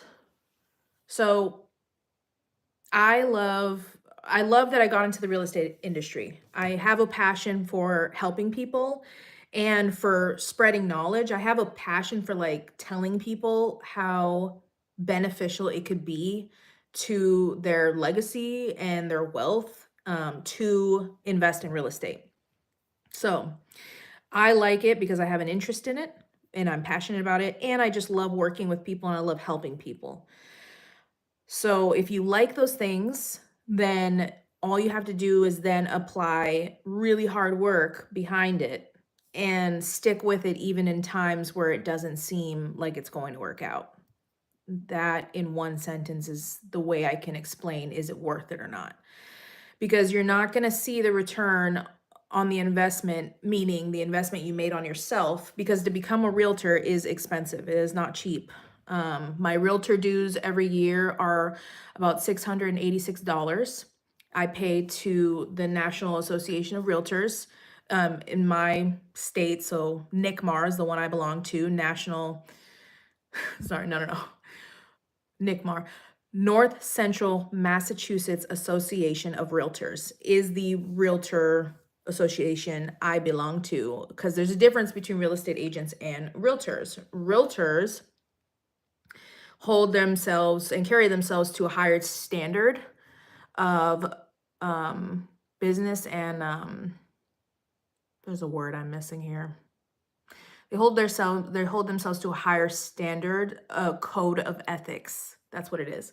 And so we always do continued education, and there's just certain things that you have to do to be a part of the association. And then one of the things to be a part of it is to pay your realtor dues per year. So per year, to have the title realtor, which you'll notice has the little R at the end of it because it's trademarked. Because if you're just a real estate agent and you don't pay into an association, you cannot use the term realtor because it's trademarked. So just to be a realtor, I have to pay roughly $700 a year. And then on top of that, you have to pay your office dues, which is different for every single brokerage.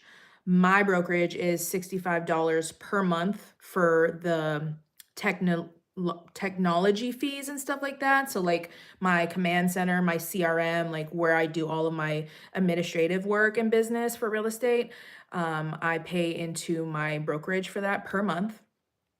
Then on top of that, you have commission splits. So any check that you make is not all yours. You have a commission split and every single brokerage is different and they take a split. So yours is always like the bigger half, but or over here anyways, what I know of.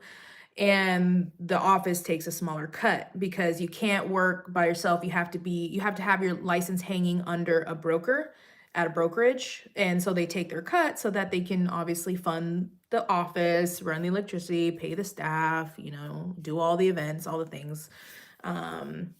The E&O insurance and stuff like that. So there's a lot of money that goes into being a realtor, and to say that it's worth it is a question that I can't really answer because it's different for everybody. And I only have 7 months in the business.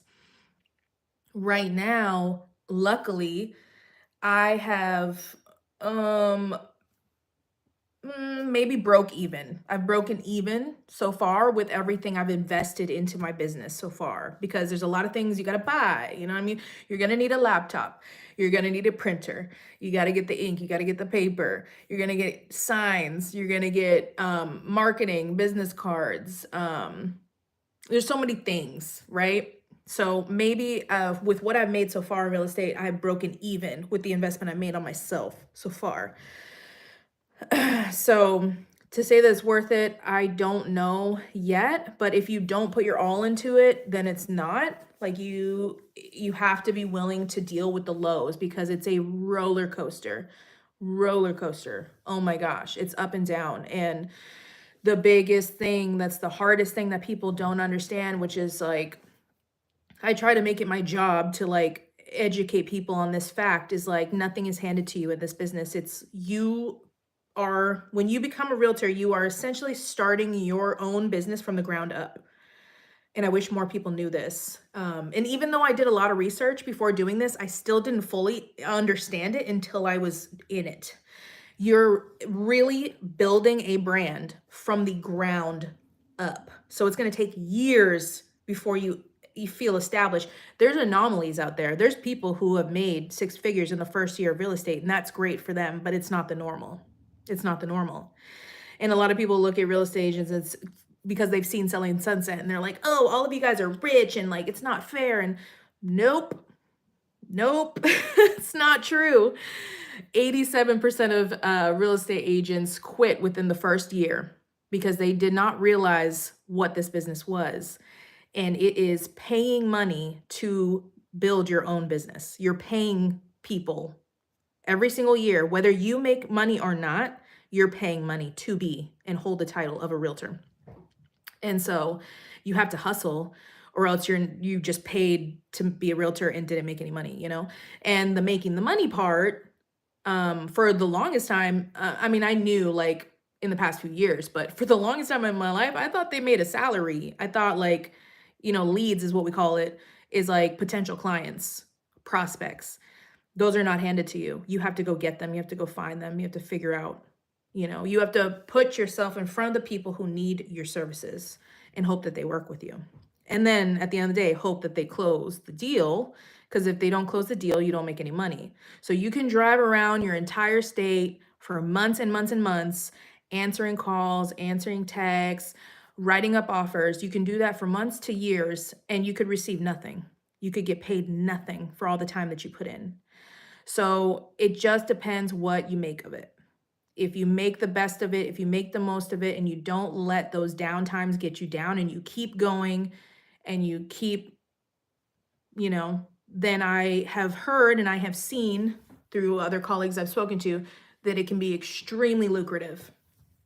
One of the biggest things I hear from seasoned agents is, get some investments, get some real estate investments, like a rental property where you rent it out to people so that you have other cash flow coming in or passive income or something, or a part-time job. And a lot of agents have other jobs, like part-time jobs as well, to fill in the gaps of real estate because it's like you never know. It's purely a sales job, purely a sales job. But also, if you're not on a team, you also are like you're every single job. You're the person who gets the leads and finds them. You're the person who services those clients. You're the administrative like secretary who does all that stuff. You're the CEO of your own business, and it's what you make out of it. So I've had many a days where I was like, I can't do this. I can't do this. I can't do this. You know what I mean? Like they don't tell you how hard it is. So hard. It is so hard. Like I said before, it is a simple thing, but it is not easy by any means whatsoever. So if you're not ready to really face yourself and go through some of the toughest times, then it might not be a good fit for you because it is very, very hard. Have I thought about quitting? Absolutely, I've thought about it, but I'm not going to. I'm not going to let myself. It's not anything worth having is not going to come easily to you, and I truly believe that. If it was just came easily to you, is it really worth it? Like you have to work for the things you want. And it is building a business from the ground up, and it's not easy. Like think about any brand you know of ever.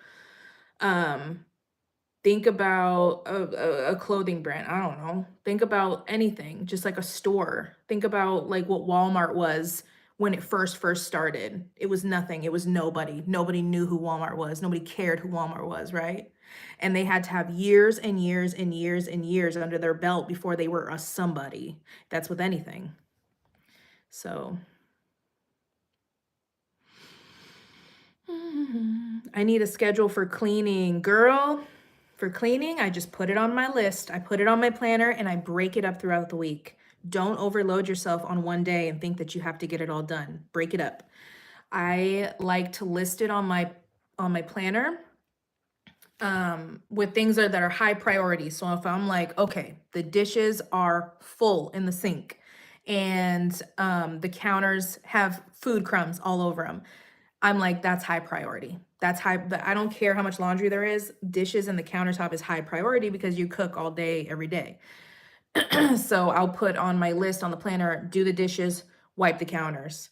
And then if I don't have much else other work to do in the day, I can maybe fit in doing some laundry, but I might not fold that laundry that day. I might just do the laundry. Like I might just clean it and then I'll just fold it another day.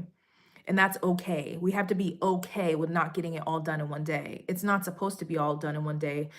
You're supposed to have a cadence, you know, like you don't do the bathroom every day. Why would you? You don't need to clean the bathroom every single day. So you pick a day throughout the week. Okay, Wednesday. I'm going to clean the bathroom on Wednesday because I have the time allotted and I have the energy to do it and it needs to be done. So I just kind of like assess what my priorities are. And then I just put like 2 chores on my planner for every day. And they might even be like the tiniest chores too, because like, ugh, you know what I mean? Like it's hard to be motivated to clean and stuff. So you just tell yourself, I'm gonna put the clothes that I folded and set them on my bedroom floor for a week. I'm gonna put those away. And that might be one of my tasks. Like it's okay if there's only little tasks. Like that's okay to do.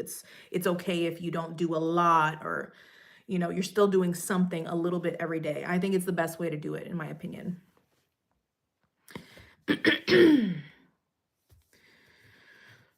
But yeah, with the real estate, make sure you have some savings set aside is my best advice. Put some savings aside and don't quit a part-time job. Keep a part-time job. And stick with it. Stay consistent. Watching while grocery shopping at Walmart. Ah, I love it. That's funny. Tell us if there's any good clearance, girl. Let us know. So the AI thing is these people are characters, and when people send gifts, they have different sayings they do or movements. For example, when someone sends a rose, they'll put a fake rose sniff. Oh, okay. I gathered that, and that's weird. That's very interesting. Very interesting. I guess it's like, it's not weird. If you're into that, you're into that. But I'm saying, like, I think it's interesting that people would want to see people act like a video game. It's very interesting. Yes, hit that like button, y'all. Hit that like button. Thank you, Bev. Of course, you're welcome. I'm trying to, how do I pronounce your name? Iverica? Is that correct? It's going to be hard, but if it's something you love, then you'll get through it, right? I'm still trying to work my way through it. I think a perspective of a newer agent though is important, because I think that agents who are seasoned have forgotten how hard it was in the beginning. So I think it's important to see or to hear about the perspective of a seasoned agent and a new agent, because sometimes you forget how hard it was at first. And this market is, what I've heard, is probably one of the hardest to get into real estate.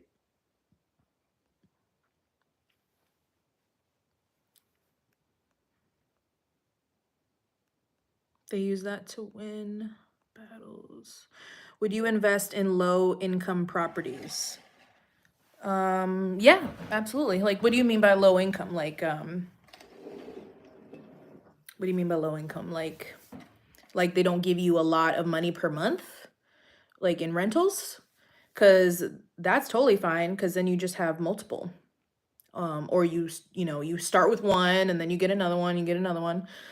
And even if it's a little bit per, if you've built up a portfolio, then you have a lot per month, you know. Do they help you with leads, or do you have to get all of those yourself? You have to get all of them yourself. And that is a sad truth.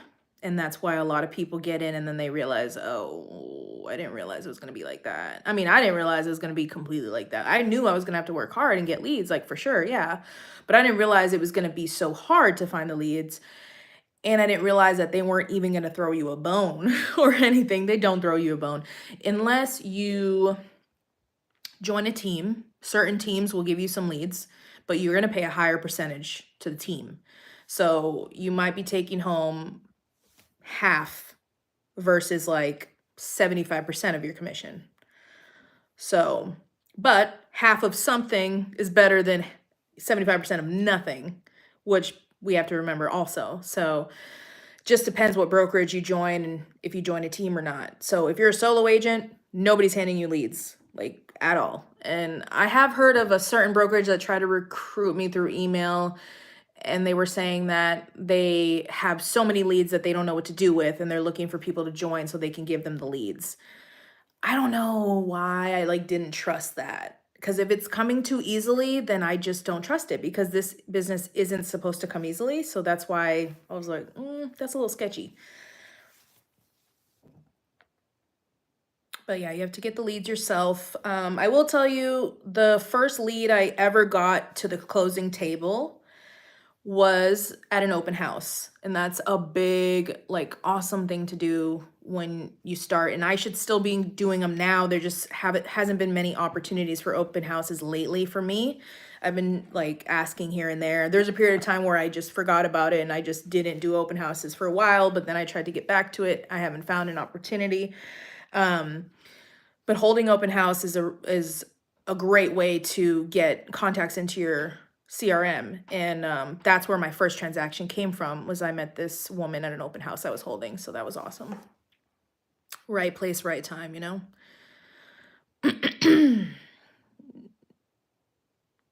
Some brokers provide you leads, but their fees are higher. Exactly. So their fees are, and also that means that they have more, if they provide you leads and then the fees are higher, they also expect more out of you as well. Like my brokerage offers a program, and it's called the Teamerage, and they will provide you leads that they got from online sources like Boomtown or something like that.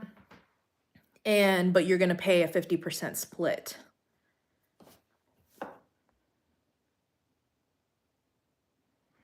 Thank you. Thank you so much. Great information. I was kind of like how they get paid a salary and get paid for selling, but you round it up. Yeah, there's no salary. You make nothing until you get to the closing table. Like we make nothing until you close on your house and you get on record and you get your keys and then the check goes through. After all of that, we get our money. We don't get our money. We don't get nothing before then. So like all the gas of driving around, all of the time spent with the showings, the depreciation of your car. This is why it's so important to track your expenses for taxes. It's so important to track because you can save yourself a lot of money if you track your expenses for your business. So I'm so glad and fortunate that in the beginning of my business, I took a tax class, and now I have an app and I track every expense for my real estate business so that I don't get screwed.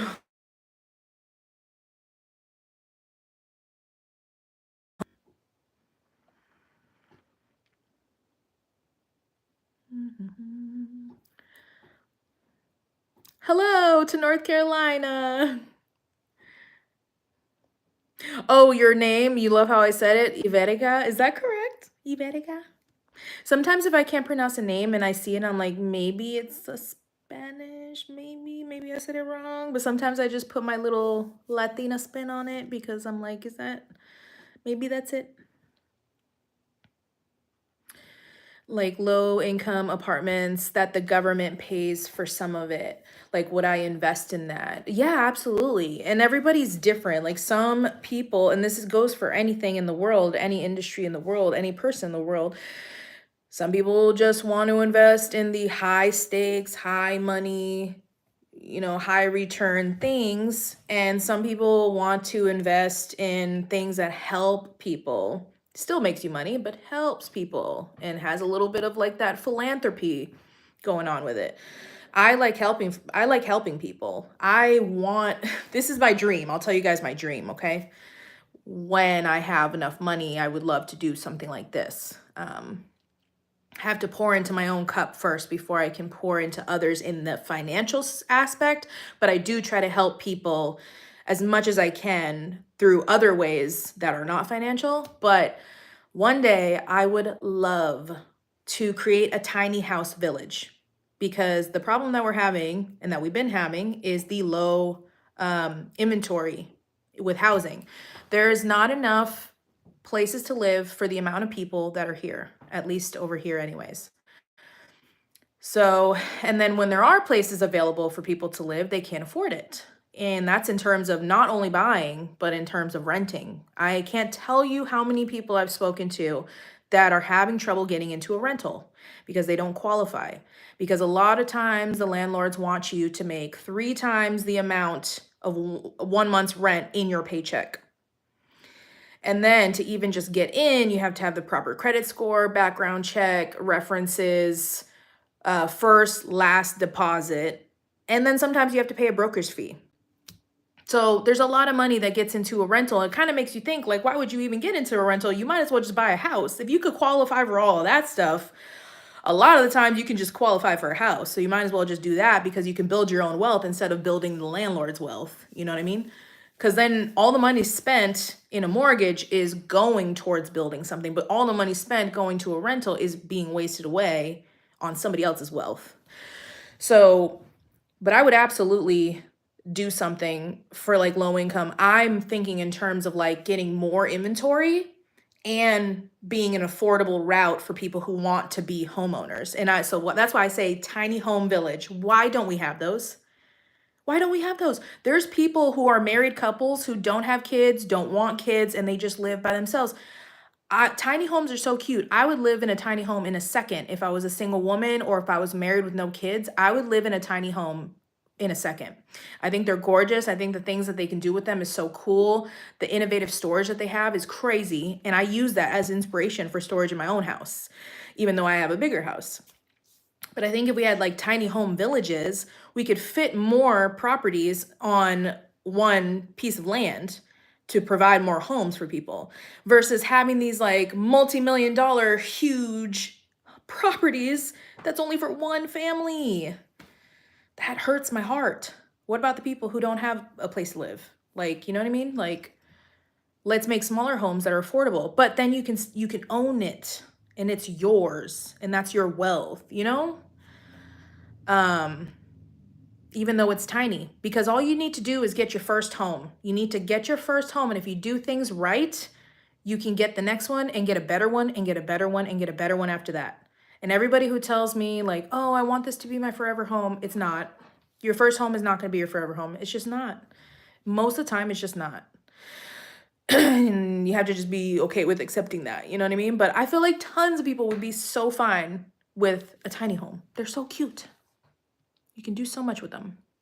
But, and like as for like the government pays for some of it, yeah, that's totally fine. I don't know why landlords would not be okay with that because it's guaranteed money. Like there's no like, oh, this person's late on rent, they didn't pay me rent, blah, blah, blah, because it's government. So you're getting it. You're going to get it regardless because you've already been in connection. Like if you let somebody live there, if you have somebody live in your property that's getting government assistance, you have to communicate with that at some point. So you're getting your money regardless. You're going to get it. So why would you not allow that, right?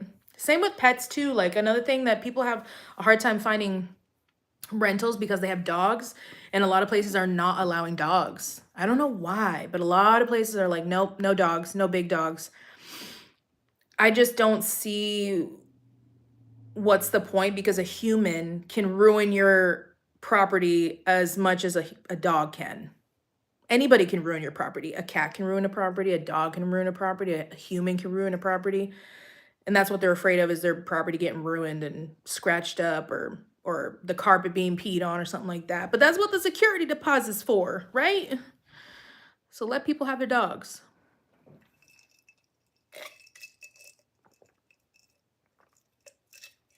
Yeah. Because the government pays every month. Exactly. So it's like done deal. And you're helping people. You're helping people.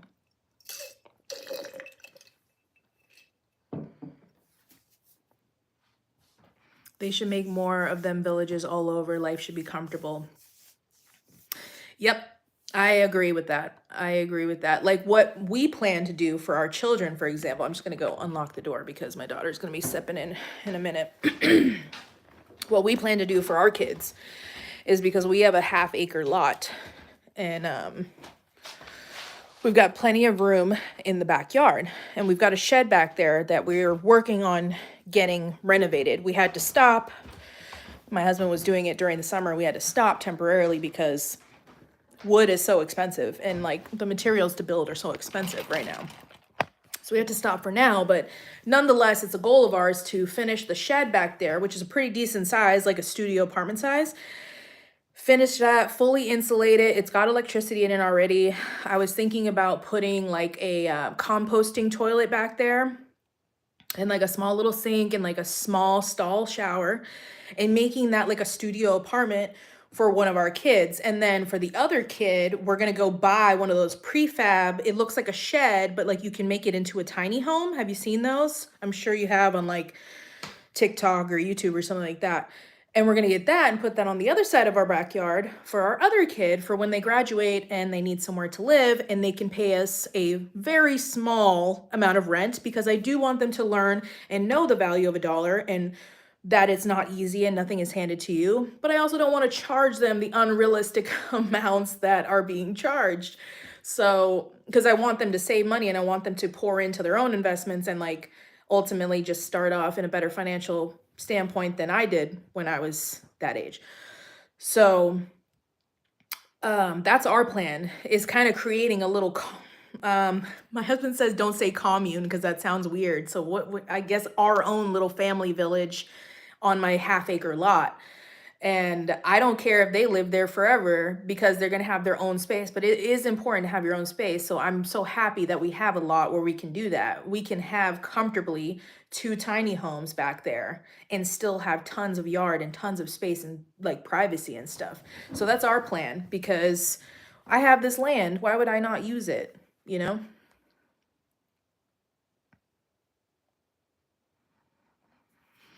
But I would love to do that one day, like buy a lot and just put a bunch of tiny homes on it. That would be so cool. I got to get with a builder. If anybody knows a builder in Massachusetts, let me know. My aunt and uncle retired and just sold their home to move into a manufactured home, and it was 100% paid from the sale. Let me tell you, it is nice. I don't know why people hate on those homes. It's great. I agree. There's nothing I showed in the beginning of my real estate career. I was showing a lot of mobile homes and they were really nice. I didn't even feel like I was in a mobile home, to be honest with you. I think the only time you feel like you're in one is if you're in like a mobile home park where you're like paying the HOA fees, but like honestly, who cares? It's a home. Think about like what I told you guys. Statistics show that people move homes every 7 to 10 years. Like when they're homeowners, they move every 7 to 10 years. That's statistically what it shows. So if anybody's going to say like what would be an objection to not buying a mobile home? The objection would be they're not the easiest to sell, like real property, like real estate. And oh, how long is that going to last because it's not a real house, right? Well, if statistically you're only going to be living there for like 7 to 10 years, I mean, it's going to last that probably. Probably if you're getting a newer one or, you know, not a super, super, super old rundown one, you know what I mean? So what's wrong with that? Then you move, right? But, and the financing, we've looked into financing for like RVs and stuff. I know it's a little bit different because it's not like a mobile home that's like set down, but like RVs, oh my God, I would 100%, like if I was a single lady with no kids, 100% would live in an RV. The only reason I say I wouldn't live in it now is because we're so settled and where we're at. And that would just be tough. But I'm saying, like, if my situation was different, I would have no problem living in an RV. They are gorgeous. They even have fireplaces now. What? Girl, they make them so nice now. And the financing is not that bad per month. It's really not. It's cheaper than renting. Like, honestly. Like, I've thought about, like, we could, like, buy land. I want to, like, buy land. And, like, just, this is the same thing as a trailer park, essentially. But it's just, like, rent it out to people for not that much. But, like, to just put their RV there and just live there. You know? I don't know. I have all these ideas. But they're really nice. I don't think there's anything wrong with mobile homes. I grew up in mobile homes when I was younger. I lived in 2 different ones. And then my grandma and some of my family still live in one. There's nothing wrong with them.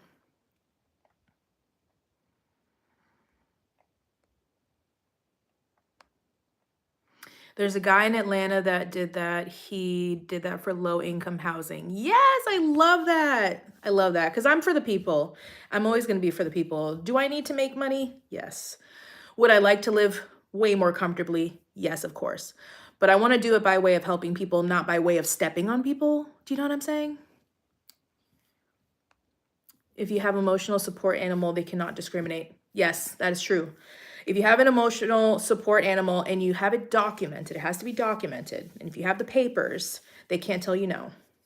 They can't tell you no for a rental. A little off topic, but it's been impossible to find an Airbnb that allows large dogs. We really want to take our dog on vacation with us next year. I think some of it is for insurance purposes too. Yeah, I don't know what this is like about the dogs, like why they won't allow it. Cause it's like obviously if some damages happened in the duration of your stay, you would be liable for that and you'd have to pay for that. So if you'd have to pay for it, then what are they worried about, right? It's kind of interesting.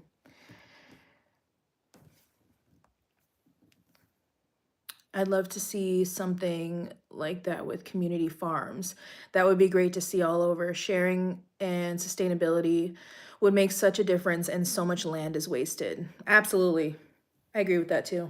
I agree with that. And you know what's really cute that I forget about all the time is the community that I lived in Austin, Texas. We had a community farm and not a farm. I'm sorry, not a farm, a garden. We had a community garden and it was so cute because you could just walk down there and you could just like pick some stuff and everybody's respectful. You don't take everything. You know, we had peaches, we had and we just had them all scattered throughout the community and the developer put that in there and I think that's so cool. There was a private one where you could rent your own little garden bed and then there was a community one where you could just go and you could pick. And so we had like peppers, berries, rosemary bushes on like every corner of the sidewalk. So when we would cook steak, we would literally walk down and get a fresh sprig of rosemary for our steak.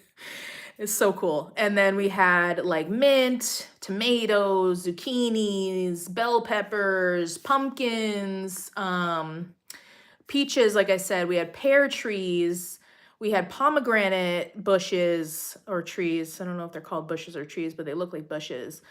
Plums, like all these things. I think that's so cool. That is so cool. I don't need grass. Like, you know, I was watching this thing on Netflix a while ago with Zac Efron. I forget what it's called, but it was like a kind of like a docu-series and he traveled the world to like see how other countries live. And he went to Costa Rica. They don't have grass yards there. They have fruit trees. They have food growing. Why do we need grass? Why do we need grass? Put food on there, dude. And yeah, it's just crazy. America be crazy, girl. Don't get me started.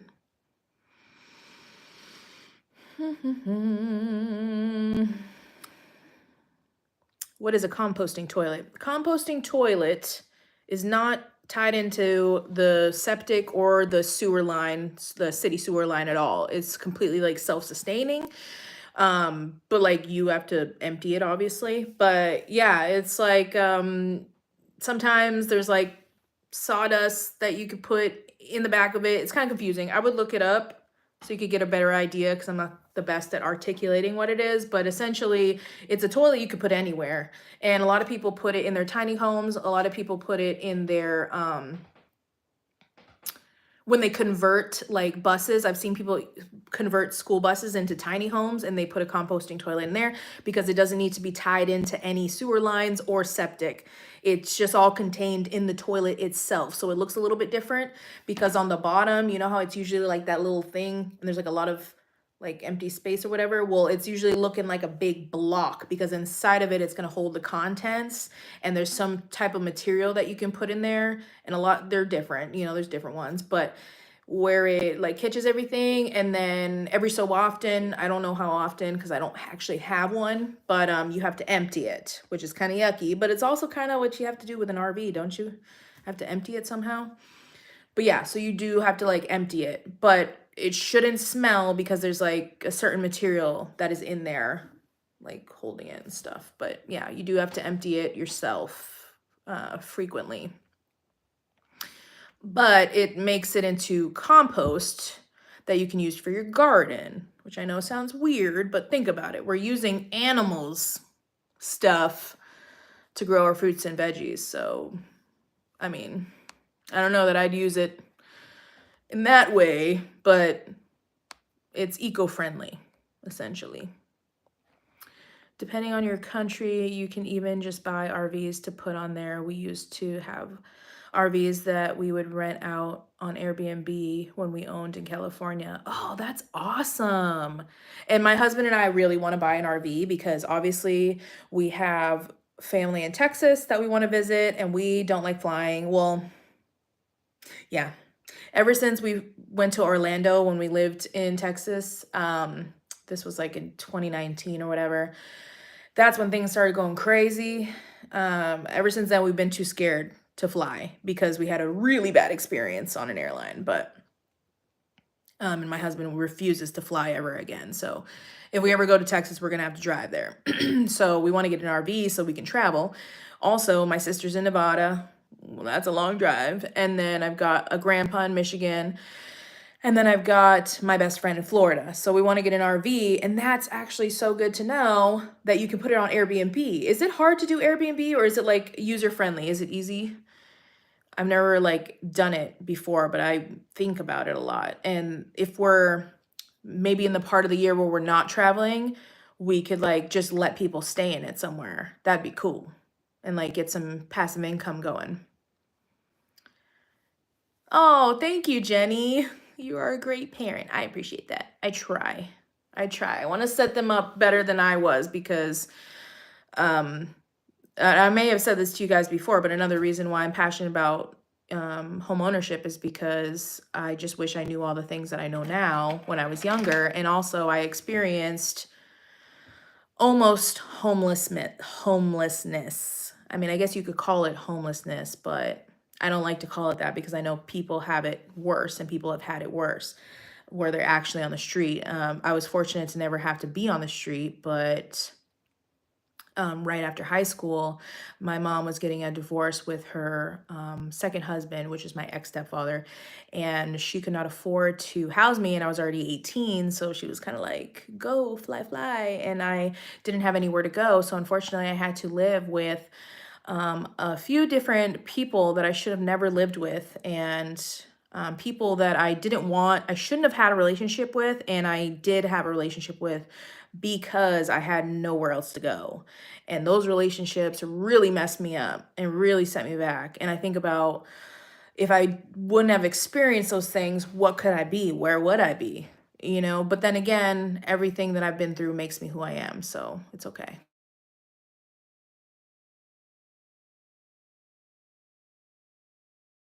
Okay. Hubby is calling me, so I'm gonna have to call him back and I have to go. I just realized it's Monday and I thought my daughter was gonna be home, but she has art club today. And I totally forgot about that. Let's see. We do all need, wait, yes, we all need to each better.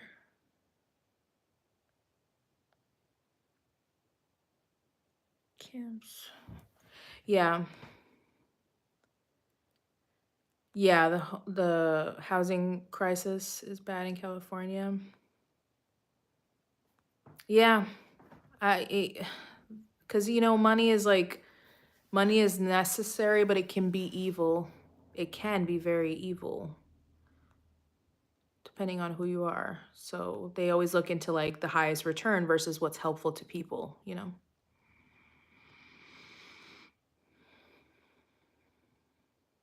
My great grandpa wanted to make a tiny village where the residents lived and worked on the land. Oh, that would be so cool. That would be so cool. It was a 1970 trailer RV that you tow behind your car. We bought it for really cheap and remodeled it for super cheap. That's awesome. That's awesome. You don't happen to have any videos on that, do you? Because I love watching those and getting ideas. Um, that's pretty sick. Well, you guys, it's been really good talking to you. I'm so glad that I decided to go live today.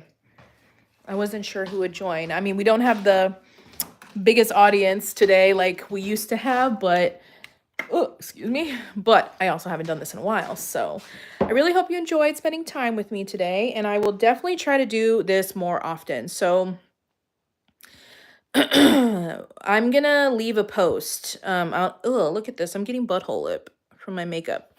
I'm gonna have to fix that. But I'm gonna make a post and I'm gonna ask what's the best times for you guys to watch me live.